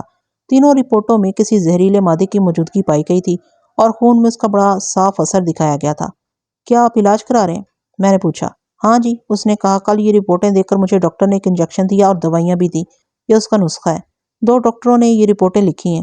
دونوں نے کہا کہ پولیس اسٹیشن رپورٹ درج کرا دو۔ بولتے بولتے وہ گھبرا گیا، ڈرے اور گھبرائے ہوئے لہجے میں کہنے لگا، معلوم نہیں میرا کیا بنے گا۔ آپ میری رپورٹ لکھیں کہ مجھے میری بیوی نے زہر دیا ہے۔ یہ آپ کس طرح کہہ سکتے ہیں کہ آپ کو بیوی نے زہر دیا ہے؟ میں نے پوچھا۔ کیوں نہ میں آپ کو پورا بیان دے دوں؟ اس نے کہا، پھر آپ مجھ سے جو کچھ پوچھنا چاہیں پوچھ لیں۔ ہاں ہاں، میں نے کہا، مجھے ذرا سی بات بتائیں، میں رپورٹ لکھوں گا۔ آپ جس پر بھی شک کا اظہار کریں گے اسے فوراً تھانے بلاؤں گا، پوری کارروائی کروں گا۔ اس نے جب بیان دیا تو میرے 14 طبق روشن ہو گئے۔ میں اس کا بیان اسی کے الفاظ میں مختصر کر کے سناتا ہوں۔ میں 6-7 دنوں سے محسوس کر رہا تھا کہ میرے معدے میں جلن ہے، اس نے کہا۔ متلی سی بھی آتی تھی، جسم میں کمزوری بھی محسوس ہونے لگی تھی۔ ڈاکٹر کو دکھایا تو اس نے معدے کا السر بتایا اور کہا کہ شراب چھوڑ دو۔ آپ جانتے ہیں کہ ہم لوگ شراب پانی کی طرح پیتے ہیں۔ میں نے شراب چھوڑ دی، لیکن تکلیف بڑھتی گئی۔ ایک تو یہ رات گزری ہے، اس سے پہلی رات، کل رات کہہ لیں، میرے ٹیلی فون کی گھنٹی بجی، میری بیوی کہیں گئی ہوئی تھی۔ میں نے فون کا ریسیور اٹھایا تو کسی آدمی نے اپنا نام بتائے بغیر کہا، سردار جی، آپ کو آپ کی بیوی زہر پلا چکی ہے، فوراً کسی ڈاکٹر۔ اس نے اتنا ہی کہا تھا کہ ایک عورت کی آواز آئی، تم دھوکے باز، اس بوڑھے مردار کو بتا رہے ہو؟ عورت کی آواز میں غصہ تھا۔ پھر آدمی کی آواز آئی، میں یہ گناہ برداشت نہیں کر سکتا، پیچھے رہو، میں ڈاکٹر ہوں، میں اس کا علاج کروں گا۔ پھر عورت کی آواز آئی جو پہلے سے زیادہ غصیلی تھی، میں تمہیں بھی زندہ نہیں چھوڑوں گی، اور ٹیلی فون بند ہو گیا۔ صاف پتہ چلتا تھا کہ وہ لڑ رہے تھے۔ میرے ذہن میں یہی الفاظ اٹک گئے تھے کہ تمہاری بیوی تمہیں زہریلا زہر پلا چکی ہے اور کسی ڈاکٹر کے پاس جاؤ۔ یہ بھی ہو سکتا تھا کہ کسی نے مذاق کیا ہو، لیکن عورت اور اس آدمی کی لڑائی نے مجھے شک میں ڈال دیا۔ مجھے یقین ہونے لگا کہ مجھے کوئی بیماری نہیں، یہ زہر کا اثر ہے، اور زہر بیوی نہیں دیا ہوگا۔ بیوی نہیں کیوں دیا ہوگا؟ میں نے پوچھا۔ بیوی کے ساتھ اتنی زیادہ دشمنی ہے؟ آپ کی عمر 45 سال ہوگی، بیوی کے ساتھ اتنی لمبی عمر گزار کر، اتنی لمبی عمر جس کے ساتھ گزاری تھی اسے میں نے چھوڑ دیا ہے، سکھ نے کہا۔ 1 سال ہوا ایک جوان لڑکی کے ساتھ شادی کر بیٹھا ہوں، مجھے اس کی سزا مل رہی ہے، بڑی شیطان لڑکی ہے۔ اس کا نام مجھے بتا دیں، میں نے کہا، میں اسے شک میں پکڑوں گا۔ سرجیت کور، اس نے اپنی بیوی کا نام بتایا۔ سرجیت کور؟ میرے منہ سے نکلا، میں نے یہ نام سنا ہے، اپنا ایڈریس دے دیں۔ کیا اسے معلوم ہے کہ آپ پولیس اسٹیشن آئے ہیں؟ اگر اسے پتا چل جاتا کہ میں پولیس اسٹیشن جا رہا ہوں تو وہ چھری سے میری انٹریاں نکال دیتی۔ اس نے جواب دیا، اسے تو یہ بھی معلوم نہیں کہ میں نے ڈاکٹری ٹیسٹ کرائے ہیں۔ اب آگے بتائیں۔ میں نے کہا، آپ کی بیوی کہیں باہر گئی ہوئی تھی؟ وہ واپس آئی تو میں نے پوچھا کہاں گئی تھی؟ سکھ نے کہا۔ اس نے بتایا کہ ایک سہیلی کے گھر گئی تھی، وہ شراب کے نشے میں تھی، وہ جھوٹ بول رہی تھی کہ سہیلی کے گھر گئی تھی، سہیلیاں شراب نہیں پلایا کرتی، وہ کسی اور کے پاس گئی تھی۔ میں نے اسے نہ بتایا کہ کوئی فون آیا تھا، وہ کپڑے بدل کر لیٹ گئی، میں ساری رات پریشان رہا۔ صبح پہلا کام یہ کیا کہ ڈاکٹر کے پاس گیا اور اسے بتایا کہ مجھے زہر دیا گیا ہے۔ اس نے کہا کہ ابھی چلے جاؤ اور خون اور تھوک کا ٹیسٹ کرواؤ۔ اس نے مجھے پرچی لکھ دی۔ اتفاق سے وہاں گیا تو مجھے متلی آئی۔ ٹیسٹ کرنے والے ڈاکٹر نے مجھے کیا کروائی اور اس کا بھی ٹیسٹ کیا۔ کل شام کو اس نے مجھے رپورٹیں دے دیں اور کہا کہ میں پولیس اسٹیشن ضرور جاؤں۔ اس سکھ کی ٹھیکیدار کا بیان سن کر میرا دماغ بیک وقت 2 وارداتیں سوچنے لگا، ایک ڈاکٹر راحت کا قتل اور دوسری واردات زہر خورانی کی جس کا شکار یہ سکھ ہوا تھا۔ میرے ذہن میں یہ سوال اٹھا کہ یہ دونوں وارداتیں سرجیت کور کی ہیں یا اس سکھ کی سرجیت کور کوئی اور ہے۔ سکھ ٹھیکیدار کا کیس تو بہرحال رجسٹر کرنے والا تھا، ٹیسٹ صاف زہر خورانی بتا رہے تھے، یہ پرائیویٹ ڈاکٹر کے کیے ہوئے ٹیسٹ تھے۔ سکھ کو پولیس سرجن کے پاس بھیجنا تھا۔ میں نے یہ کیس اپنے تھانے کے دوسرے سب انسپیکٹر کے حوالے کر دیا، اسے بتایا کہ میں سرجیت کور کو بلا رہا ہوں۔ میں سرجیت کور کو ڈاکٹر کے قتل کے سلسلے میں شناخت کرانا چاہتا تھا۔ آصف اور نسیم تھانے میں موجود تھیں، وہ بڑی پریشانی کی حالت میں بیٹھی تھی۔ میں نے ان سے پوچھا کہ وہ کسی سکھ لڑکی کو جانتی ہے جو مقتول کی مریضہ تھی اور اس کے پاس زیادہ دیر بیٹھی رہتی تھی؟ وہ نہیں جانتی تھی۔ میں نے ان دونوں کو تسلی دی اور معذرت کی کہ ان کا تھانے میں موجود رہنا ضروری ہے۔ انہیں میں نے عزت سے الگ بٹھایا۔ ایک کانسٹیبل کو بلا کر کہا کہ ان کے لیے ایک اچھی قسم کی چائے لے آئے۔ میں جب ان دونوں عورتوں ساتھ باتیں کر رہا تھا تو مجھے ایسے لگا جیسے نسیم نے مجھے آنکھ سے اور سر کی ہلکی سی جنبش سے اشارہ کیا ہے۔ میں نے اپنے دفتر میں آ کر ایک کانسٹیبل کو بلایا، اسے مقتول کے ڈسپینسر کے گھر کا ایڈریس سمجھا کر کہا کہ اسے فوراً تھانے بھیج دے۔ اس کے بعد اسے سکھ ٹھیکیدار کے گھر کا پتہ سمجھایا اور کہا کہ اس کی بیوی کا نام سرجیت کور ہے، اسے تانگے میں بٹھا کر تھانے لے آئے۔ میں نے نسیم کو بلایا اور پوچھا کہ اس نے مجھے کوئی اشارہ کیا تھا۔ جی ہاں، اس نے جواب دیا، میں صبح سے بیگم آصفہ کے پاس بیٹھی ہوں، اس نے بہت سی باتیں کی ہیں۔ میں نے آپ کو پہلے بتا دیا تھا کہ میری ہمدردی ڈاکٹر صاحب کے ساتھ ہے، خواہ وہ اس دنیا سے اٹھ ہی گئے ہیں۔ اس نے مجھے باتیں بتانی شروع کر دی، ان میں یہی کچھ تھا کہ آصفہ مقتول کو کوس رہی تھی۔ نسیم نے ایک بات یہ بتائی کہ گزشتہ رات ایک جوان آدمی کوٹھی میں آیا تھا، وہ پہلے آپ کے پاس بیٹھا رہا تھا، پھر آصفہ کے پاس آیا۔ ڈاکٹر صاحب کو دفن کر آئے تھے۔ نسیم عمران کی بات کر رہی تھی۔ میرا خیال ہے کہ یہی وہ آدمی ہے جسے بیگم چاہتی ہے، نسیم نے کہا۔ اسی کی خاطر یہ عورت ڈاکٹر صاحب سے نفرت کرتی تھی۔ میں نے اندر جا کے بیگم آصفہ کو اطلاع دی کہ عمران نام کے ایک صاحب آئے ہیں۔ بیگم نے کہا وہ افسوس کے لیے آیا ہے، اسے پیچھے بھیج دو۔ پیچھے کا مطلب تھا پچھلے برآمدے میں۔ میں نے ادھر 2 کرسیاں رکھ دیں اور عمران کو اس طرف لے گئی۔ بیگم باہر نکلی تو رونی سی صورت بنا کر کہا کہ میں بیوہ ہو گئی ہوں۔ میں اندر آ گئی اور دروازے کے پیچھے چھپ کر ان کی باتیں سننے لگی۔ مجھے بھی شک تھا کہ ڈاکٹر صاحب کو ان دونوں نے قتل کیا ہے، لیکن بات کچھ اور نکلی۔ آصفہ نے کہا عمران اب بتاؤ کیا ہوگا، میں تو بیوہ ہو گئی ہوں۔ عمران نے کہا میں تمہاری کوئی مدد نہیں کر سکتا، میں تمہارے پاس ایک ضروری بات کرنے آیا ہوں۔ مجھے پولیس نے بلایا تھا، تھانے دار مجھے مشتبہ سمجھتا تھا۔ تم نے مشہور کر رکھا ہے کہ میری اور تمہاری محبت شادی سے پہلے کی ہے اور دونوں شادی کرنا چاہتے تھے، لیکن تمہارے ابا نے ہماری شادی نہ ہونے دی۔ تمہارے اس جھوٹ کا نتیجہ یہ ہے کہ مجھے پولیس نے اس شبے میں بلایا تھا کہ میں نے تمہارے خامند کو تمہارے ساتھ شادی کرنے کے لیے قتل کیا۔ یہ تو کوئی اچھا انسپکٹر ہے جس نے میرے ساتھ عزت سے بات کی ہے اور میری بات سمجھ گیا۔ کوئی اور ہوتا تو میرے ساتھ ملزموں جیسا سلوک کرتا۔ بیگم آصفہ بہت تڑپی۔ اس نے کہا کہ مجھے خود معلوم نہیں کہ میرے خامند کو کون قتل کر گیا۔ میں تمہارے متعلق کوئی بات نہیں کی۔ عمران اس پر برس پڑا، کہنے لگا تم جھوٹ بولتی ہو۔ تم نے انسپکٹر کو بتایا تھا کہ تم میرے پاس تھی، یہ بھی کہ تم میرے ساتھ شادی کرنا چاہتی تھی۔ میں تمہارے ساتھ شادی کرنا چاہتا تو پہلے کر لیتا۔ تم جانتی ہو کہ میں نے تمہیں قبول نہیں کیا تھا۔ میں نے ایک معزز گھرانے میں شادی کر لی اور تم نے میرے ساتھ ناجائز تعلقات قائم کر لیے، اور میں تمہارے ساتھ یہ تعلقات بھی نہیں رکھوں گا۔ تم اتنے شریف اور مخلص خامند کو دھوکہ دینے والی نہ جانے اور کس کس کے پاس جاتی ہو۔ عمران اٹھ کھڑا ہوا اور چلا گیا۔ میں وہاں سے ہٹ آئی۔ نسیم کی اس رپورٹ سے مجھے یقین ہو گیا کہ اس قتل میں عمران شامل نہیں۔ آصفہ کے خلاف ابھی شک باقی تھا۔ ڈسپینسر نے آتے آتے 1.5 گھنٹہ لگا دیا۔ میں نے اسے کہا کہ وہ باہر کہیں بیٹھ جائے، سرجیت کور آئے گی۔ اسے دیکھ کر مجھے بتایا کہ یہ وہی سکھ لڑکی ہے جو مقتول کے پاس آیا کرتی تھی۔ سرجیت کور بھی آ گئی۔ وہ واقعی خوبصورت تھی، لیکن اس کے چہرے کی ہلکی ہلکی سرخی اور چہرے کا تاثر بتاتا تھا کہ اس میں پاکیزگی اور پاکیزہ خیالی ہو ہی نہیں سکتی۔ اسے میرے دفتر میں داخل کر دیا گیا۔ میں نے اسے بٹھایا اور خود باہر نکل گیا۔ ڈسپینسر نے کہا کہ یہی ہے۔ میں نے دفتر میں آ کر سرجیت کور کی کلائیاں دیکھی۔ اس کی چوڑیوں کا رنگ اور ڈیزائن وہی تھا جو ان ٹکڑوں کا تھا جو مجھے مقتول کی لاش کے قریب پڑے ملے تھے۔ سرجیت، میں نے کہا، تمہیں معلوم ہو گیا ہوگا کہ تمہارا ڈاکٹر راحت بے قتل ہو گیا۔ تم نے اخبار میں بھی پڑھا ہوگا۔ آپ نے اسے میرا ڈاکٹر کیوں کہا ہے؟ اس نے کہا، میں 1-2 بار ہی اس کے پاس گئی ہوں گی۔ تم نے باہر ڈاکٹر کے ڈسپینسر کو کھڑے نہیں دیکھا؟ میں نے پوچھا۔ کیا اسے تمہارے سامنے کھڑا کر کے پوچھوں کہ تم کتنی بار ڈاکٹر راحت کے پاس گئی تھی؟ اس نے میرے منہ پر نظریں جما لی اور اس کی آنکھیں کھل گئیں، پھر کھلی ہی رہیں۔ کیا تم نے ڈاکٹر کی خاطر اپنے خامند کو زہر دیا؟ میں نے اس کی طرف جھک کر پوچھا۔ اس پر سکتہ طاری ہو چکا تھا۔ میں نے اس کے کندھے پر ہاتھ رکھ کر اسے ہلایا تو اس نے میری طرف دیکھا۔ اس کا یہ جرم تو صاف نظر آ رہا تھا کہ اس نے اپنے خامند کو زہر دیا ہے، جس کا خامند کے پاس کوئی ثبوت نہ تھا۔ مجھے اس کی اس واردات کا ذرا سا بھی خیال نہ تھا۔ میں یہ معلوم کرنا چاہتا تھا کہ قتل کی رات مقتول کے پاس یہی عورت تھی یا کوئی اور تھی۔ قاتل تو کوئی مرد ہی ہوگا، لیکن مجھے شک تھا کہ یہ وہاں موجود تھی۔ نہیں بولو گی تو تمہیں پریشانی ہوگی، میں نے کہا۔ میرے ساتھ تعاون کرو گی تو میں تمہاری عزت کروں گا۔ میں نے تمہیں کسی شک پر نہیں بلایا، میرے پاس ثبوت ہے، میرے سوا تمہیں کوئی نہیں بچا سکتا۔ اب اس نے میرے منہ کی طرف دیکھا تو اس کے ہونٹوں میں ایسی جنبش ہوئی جیسے وہ مسکرانا چاہتی ہو۔ مجھے صرف ایک بات کا جواب دے دو، میں نے پوچھا۔ تم نے یہ کیوں کہا کہ ڈاکٹر کے پاس تم 1-2 بار ہی گئی تھی؟ وہ تمہیں کبھی کبھی جس ہوٹل میں لے جایا کرتا تھا، اس ہوٹل کے بیرے تمہارے خلاف گواہی دیں گے۔ میں نے اس کے پاؤں تلے سے زمین نکالنے کے لیے جھوٹ بولا۔ میں تمہیں ایک ڈائری دکھاؤں گا جس پر ڈاکٹر راحت کے ساتھ تمہاری ہر ایک ملاقات کا دن بھی ہے اور وقت بھی لکھا ہوگا۔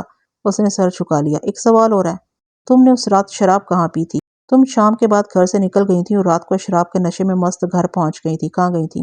کسی جگہ کا نام لو، میں وہاں سے تصدیق کراؤں گا۔ سچ بولو گی تو فائدے میں رہو گی۔ وہ بول نہیں رہی تھی۔ میں نے اسے کہا کہ سوچ لے اور کچھ وقت بعد جواب دے۔ میں باہر نکل گیا اور ASI سے کہا کہ وہ سرجیت کور کی انگلیوں کے نشان لے لے۔ ASI اسی وقت اپنا سامان اٹھا کر میرے دفتر میں چلا گیا۔ میں آصفہ اور نسیم کے پاس چلا گیا، ان کے ساتھ تسلی تشفی کی 2-3 باتیں کی اور نسیم کو اشارہ کیا کہ وہ باہر آ جائے۔ میں برآمدے میں آیا تو نسیم باہر آ گئی۔ میں کانسٹیبلوں کے کمرے میں چلا گیا اور نسیم کو چارپائی پر بٹھا لیا۔ دیکھو نسیم، میں نے کہا، تم نے مجھے بتایا تھا کہ ڈاکٹر کی بیوی جب کہیں چلی جاتی تھی ڈاکٹر تمہیں روک لیتا تھا۔ قتل کی رات آصفہ مہندی کی تقریب میں چلی گئی تھی، کیا ڈاکٹر نے تمہیں گھر جانے سے روکا نہیں تھا؟ نہیں، نسیم نے جواب دیا، میں ایسے موقعوں پر خود ہی رک جایا کرتی تھی۔ اب بھی مجھے یہی توقع تھی کہ ڈاکٹر صاحب چاہیں گے کہ میں ان کے خاطر رکی رہوں، لیکن انہوں نے کہا کہ آج میرے مہمان آ رہے ہیں، تم چلی جاؤ۔ ایک بات اور بتاؤ، میں نے پوچھا، ڈاکٹر صاحب شراب پیتا تھا؟ ڈاکٹر شراب پیتا تھا؟ کیا وہ تمہیں پاس بٹھا کر بھی شراب پیا کرتا تھا؟ نہیں، نسیم نے جواب دیا، میری موجودگی میں انہوں نے شراب کبھی نہیں پی تھی۔ میں تو انہیں شراب سے روکا کرتی تھی، لیکن وہ کہتے تھے کہ میں نشے کی خاطر نہیں پیتا بلکہ اپنے آپ کو گم کر دینے کی خاطر پیتا ہوں۔ میں نے نسیم کو آصفہ کے پاس بیٹھنے کے لیے بھیج دیا اور خود باہر آیا۔ اے ایس آئی سرجیت کور کی انگلیوں کے نشان لے آیا تھا۔ ملک صاحب، اے ایس آئی نے کہا، اس عورت کو ڈھیلا نہ چھوڑنا۔ میں اس کی انگلیوں کے نشان لینے لگا تو اس نے دانستہ اپنا گال میرے گال سے لگا دیا اور پوچھنے لگی کہ یہ نشان کیوں لے رہے ہو؟ میں نے اسے کہا کہ یہ نشان تمہیں سیدھا کالا پانی لے جا رہے ہیں۔ اس نے فوراً اپنا منہ پرے کر لیا۔ میں نے اسے کہا کہ ڈرو مت، تم نے آخر جرم ہی ایسا کیا ہے جو تمہیں برے انجام تک پہنچائے گا۔ اس نے میرا ہاتھ اپنے دونوں ہاتھوں میں پکڑ لیا، کہنے لگی کہ میں اپنے تمام زیورات اور جتنی رقم تم مانگو گے دے دوں گی۔ میں اپنا آپ بھی تمہارے حوالے کر دوں گی، مجھے تھانے سے نکلواؤ۔ میں نے اسے کہا کہ بڑے تھانے دار جو کچھ پوچھیں وہ ٹھیک ٹھیک بتا دو، پھر میں ان کے ساتھ بات کر کے تمہارا سودا کرا دوں گا، وہ تمہاری بچت کی کوئی صورت نکال لیں گے۔ میں نے اے ایس آئی سے کہا کہ وہ شراب کی ٹوٹی ہوئی بوتل، دونوں گلاس، ٹیلی فون سیٹ اور ریسیور ساتھ لے کر اور ان تینوں عورتوں کی انگلیوں کے نشانات والے کاغذات لے کر ڈی ایس پی کے پاس چلا جائے اور اس سے چھٹی لے کر کسی ہیڈ کانسٹیبل کو آج ہی پلور روانہ کر دے۔ پلور میں فنگر پرنٹ بیورو تھا جہاں انگلیوں کے نشانات دیکھے اور ملائے جاتے تھے۔ میں دفتر میں چلا گیا اور سرجیت کور کے سامنے بیٹھ گیا۔ تم نے جو بات چھوٹے تھانے دار سے کی ہے وہ میرے ساتھ کر لیتی۔ میں نے کہا، تمہاری بچت کی صورت نکالنا بہت ہی مشکل ہے، مجھ پر رحم کریں اور کوئی صورت نکالیں۔ سرجیت کور نے کہا، میں نے اس تھانے دار سے جو وعدہ کیا ہے وہ آپ جس وقت چاہیں میں پورا کر دوں گی۔ رشوت پیش کرنے کا مطلب اقبال جرم ہوتا ہے۔ سرجیت کور چالاک اور ہوشیار ہو سکتی تھی، لیکن تھانہ ایک ایسی جگہ ہے جہاں جرائم پیشہ لوگ بھی آ کر گھبرا جاتے ہیں۔ مجھے یہ تو معلوم ہی نہیں تھا کہ ڈاکٹر کو قتل کس نے کیا ہے۔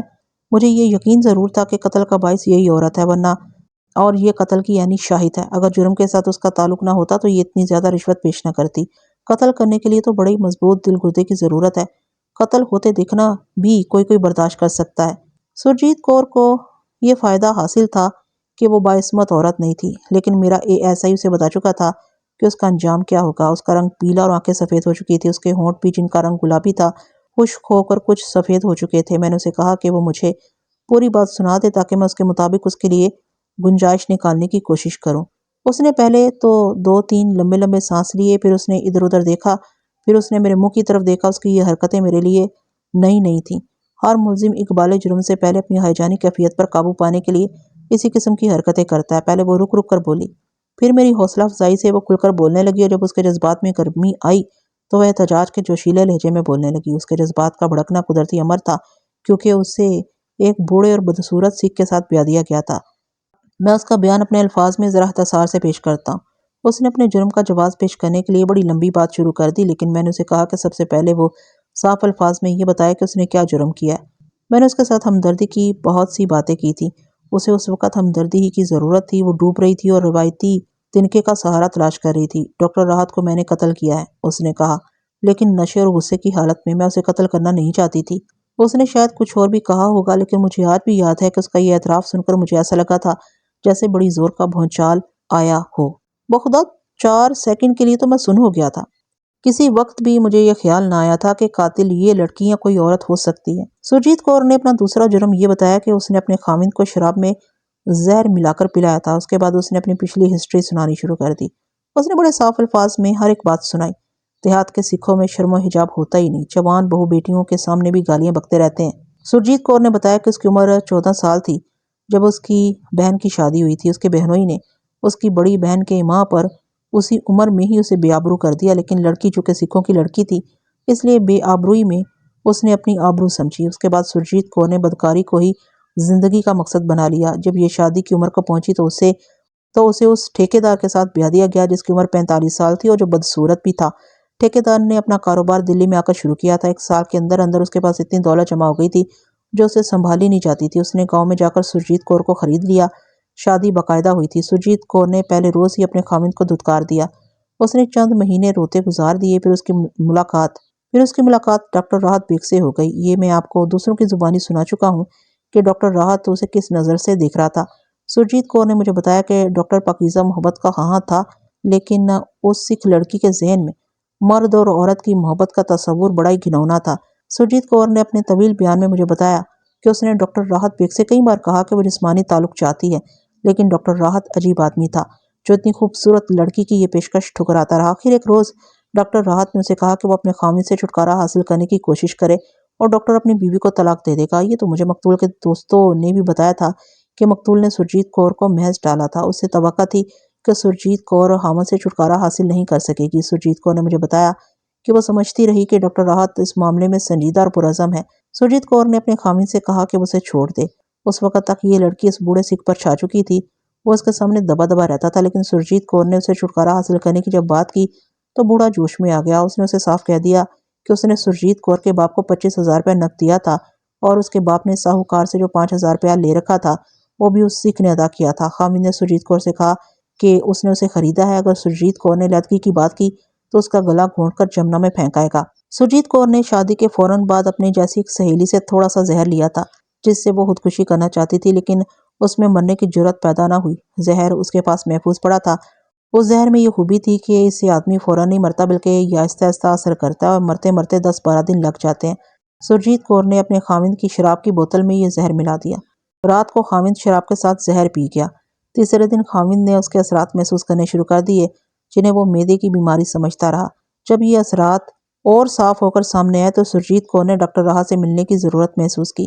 موت جب آتی ہے تو حالات از خود پیدا ہو جاتے ہیں اور بند راستے بھی کھل جاتے ہیں۔ ڈاکٹر راحت کو سرجیت کور کے گھر کا ٹیلی فون نمبر معلوم تھا۔ اس نے سرجیت کور کو فون کیا اور کہا کہ آج رات اس کی بیوی اپنے کسی رشتہ دار کی مہندی کی رسم پر جا رہی ہے۔ اس نے سرجیت کور سے کہا کہ وہ رات 8:30 سے ذرا بعد اس کے گھر آ جائے۔ سرجیت کور آ گئی۔ آصفہ جا چکی تھی۔ ڈاکٹر راحت نے شراب کی بوتل نکالی اور 2 گلاس تیپائی پر رکھ دیے۔ دونوں پینے لگے۔ سرجیت کور نے مجھے بڑی بے حیائی سے بتایا کہ شراب کے نشے نے اس پر شیطان سوار کر دیا تھا۔ اس نے مقتول سے کہا کہ ان کی شادی تو ہوتی رہے گی لیکن وہ شب عروسی آج ہی منانا چاہتی ہے۔ ڈاکٹر راحت نے پہلی بار اس پر انکشاف کیا کہ وہ اسے اپنی بہن کی تصویر سمجھتا ہے اور وہ اس کے جسم کے ساتھ کوئی تعلق رکھ ہی نہیں سکتا۔ سرجیت کور پر ایک تو شراب کا نشہ تھا، دوسرے جذبات کی حیوانیت تھی اور اسے مزید بھڑکانے کا باعث یہ بنا کہ مقتول نے اسے کہہ دیا کہ وہ اس کے ساتھ شادی کر ہی نہیں سکتا۔ سرجیت کور نے اسے بتایا کہ وہ اس کے وعدے پر اپنے خامند کو زہر دے چکی ہے جس کا اثر شروع ہو چکا ہے۔ ڈاکٹر راحت بیگ نے جب یہ سنا تو تڑپ اٹھا۔ اس نے سرجیت کور سے کہا کہ اپنے جذبات کی خاطر وہ کسی انسان کو مرنے نہیں دے گا۔ سرجیت کور نے اسے قائل کرنے کی کوشش کی کہ اس کے خامند کی یہی سزا ہے کہ اسے زندہ نہ رہنے دیا جائے، لیکن ڈاکٹر راحت نے اسے کہا کہ وہ ڈاکٹر ہے۔ ڈاکٹر انسانوں کو موت سے بچایا کرتا ہے، ان کی موت کا بندوبست نہیں کیا کرتا۔ ڈاکٹر اٹھا اور دوسرے کمرے میں چلا گیا۔ سرجیت کور کو اس کمرے سے جب آواز سنائی دی، ہیلو میں بول رہا ہوں، تو سرجیت کور گھبرا گئی۔ ڈاکٹر پولیس اسٹیشن یا اس کے خامند کو فون کر رہا ہے۔ وہ اٹھی اور دوسرے کمرے میں چلی گئی۔ اس نے دیکھا کہ ڈاکٹر کسی کو فون کرا تھا۔ سردار جی، آپ کی بیوی آپ کو زہر دے چکی ہے۔ سرجیت کور ڈاکٹر پر چھپٹ پڑی اور ان کے درمیان وہ مکالمے ہوئے جو میں آپ کو سرجیت کور کے خامند کی زبانی سنا چکا ہوں۔ ٹیلی فون بند نہیں ہوا تھا۔ ان کے مکالمے سرجیت کور کا خامند سن رہا تھا۔ یہ میں آپ کو بتا چکا ہوں کہ سکھ ٹھیکیدار کو معلوم نہیں تھا کہ کون بول رہا ہے۔ میں نے سرجیت کور سے کہا کہ اسے شاید معلوم نہیں کہ وہ جو باتیں ڈاکٹر راحت سے کر رہی تھی وہ اس کا خامند سن رہا تھا۔ یہ باتیں سن کر ہی وہ اگلی صبح ایک ڈاکٹر کے پاس چلا گیا تھا۔ سرجیت کور نے مجھ سے پوچھا کہ اس کا خامند تھانے آیا تھا۔ میں نے اسے بتایا کہ وہ ڈاکٹری رپورٹیں تھانے میں دے کر باقاعدہ کیس درج کرا گیا۔ میں نے سرجیت کور کا حوصلہ قائم رکھنے کے لیے اسے کہا کہ وہ فکر نہ کرے، میں اس کا یہ جرم ثابت نہیں ہونے دوں گا۔ سرجیت کور نے بتایا کہ ڈاکٹر راحت فون نہیں چھوڑ رہا تھا۔ سرجیت کور نے اس کے ہاتھ سے ریسیور چھیننے کی کوشش کی، پھر اس نے سیٹ کو پکڑ لیا، اتنی زور سے کھینچا کہ تار سیٹ سے الگ ہو گئی۔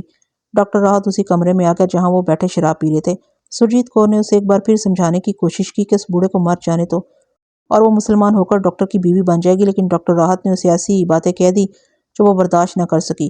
ڈاکٹر راحت نے اسے کہا کہ تم سے میری نوکرانی اچھی ہے جسے اپنی عزت عزیز ہے۔ ڈاکٹر راحت نے یہ بھی کہا کہ اسے اگر دوسری شادی کرنی ہی پڑی تو وہ اپنی نوکرانی کے ساتھ شادی کر لے گا، سرجیت کور کے ساتھ نہیں کرے گا۔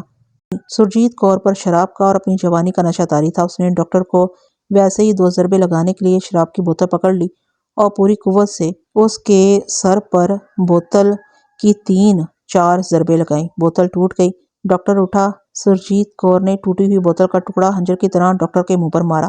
ڈاکٹر فرش پر گر پڑا۔ سرجیت کور نے مجھے بتایا کہ اس وقت وہ پاگل ہو گئی تھی۔ جب ڈاکٹر فرش پر گر پڑا تو سرجیت کور نے اس کے سینے پر آخری وار کیا۔ میں آپ کو بتا چکا ہوں کہ بوتل کا جو ٹکڑا سرجیت کور کے ہاتھ میں تھا وہ 3 پھولوں والا خنجر بن گیا تھا۔ سرجیت کور نے یہ ٹکڑا خنجر کی طرح ڈاکٹر کے سینے پر مارا۔ سرجیت کور نے یہ نہ دیکھا کہ ڈاکٹر زندہ ہے یا مر گیا۔ وہ نشے اور غصے میں وہاں سے چلی گئی۔ صبح اس کی آنکھ کھلی تو اسے رات کا واقعہ اس طرح یاد آیا جیسے اس نے کوئی ڈراؤنا خواب دیکھا ہو۔ اسے یک لفظ یاد آیا کہ رات کو وہ کیا کر کے آئی ہے۔ اس نے اپنے کپڑے دیکھے جو رات کو اس نے پہن رکھے تھے۔ شلوار کے صرف پائنچے پر خون کے 2-3 چھوٹے چھوٹے داغ تھے۔ جب اس کا خامند اپنے کام پر نکل گیا تو اس نے ڈاکٹر راحت کے گھر ٹیلی فون کیا، لیکن ادھر سے کوئی جواب نہ ملا۔ اسے یاد ہے کہ ٹیلی فون اور ریسیور کی تار کٹ گئی تھی۔ وہ ڈاکٹر راحت کے کلینک کو چلی گئی۔ کلینک بند تھا۔ اس نے ساتھ والے دکاندار سے پوچھا کہ یہ کلینک کتنے بجے کھلتا ہے؟ دکاندار نے اسے بڑے افسوس کا اظہار کرتے ہوئے کہا کہ سنا ہے ڈاکٹر صاحب رات کو گھر میں قتل ہو گئے ہیں۔ سرجیت کور اس قدر بے چین ہو گئی کہ اس نے خودکشی تک کا ارادہ کر لیا۔ پھر اس نے یہ بھی سوچا کہ اپنے گاؤں بھاگ جائے۔ وہ اکیلی روتی بھی رہی۔ اگلے روز اخباروں میں اس نے ڈاکٹر راحت کے قتل کی خبر پڑھی۔ اسے تھوڑی دیر پہلے میرا کانسٹیبل اسے بلانے پہنچ گیا۔ اگلے روز اخباروں میں اس نے ڈاکٹر راحت کے قتل کی خبر پڑھی۔ اسے تھوڑی دیر بعد میرا کانسٹیبل اسے بلانے پہنچ گیا۔ اس کے بعد جو کہانی ہے وہ پولیس اور عدالت کی کارروائیاں ہیں۔ میں نے بڑی استادی سے سرجیت کور کا بیان مجسٹریٹ سے قلم بند کروا لیا، جس میں اس کے خاوند کی زہر خورانی کا کیس بھی شامل تھا۔ کیس جب عدالت میں گیا تو معمولی سا وکیل سرجیت کور کی صفائی کے لیے آیا۔ ڈاکٹر کا قتل ثابت ہو گیا، لیکن یہ ثابت نہ کیا جا سکا کہ سرجیت کور کے خاوند کو جو زہر دیا گیا تھا وہ سرجیت کور نے دیا تھا۔ ڈاکٹر کے قتل میں سرجیت کور کو سزائے عمر قید دے دی گئی۔ تو ناظرین، امید کرتی ہوں کیس آپ کو اچھا لگا ہوگا، کہانی اچھی لگی ہوگی۔ تو اگر آپ کو کہانی اچھی لگی ہے تو لائک، کمنٹ اور شیئر کرنا ہرگز مت بھولیے گا، اور چینل پر نیو ہیں تو سبسکرائب لازمی سے کیجیے گا، اور نوٹیفیکیشن بیل کو بھی آن کرنا ہرگز مت بھولیے گا۔ اور مجھے اجازت دیجیے ایسی کسی اچھی سی کہانی تک کے لیے اللہ حافظ۔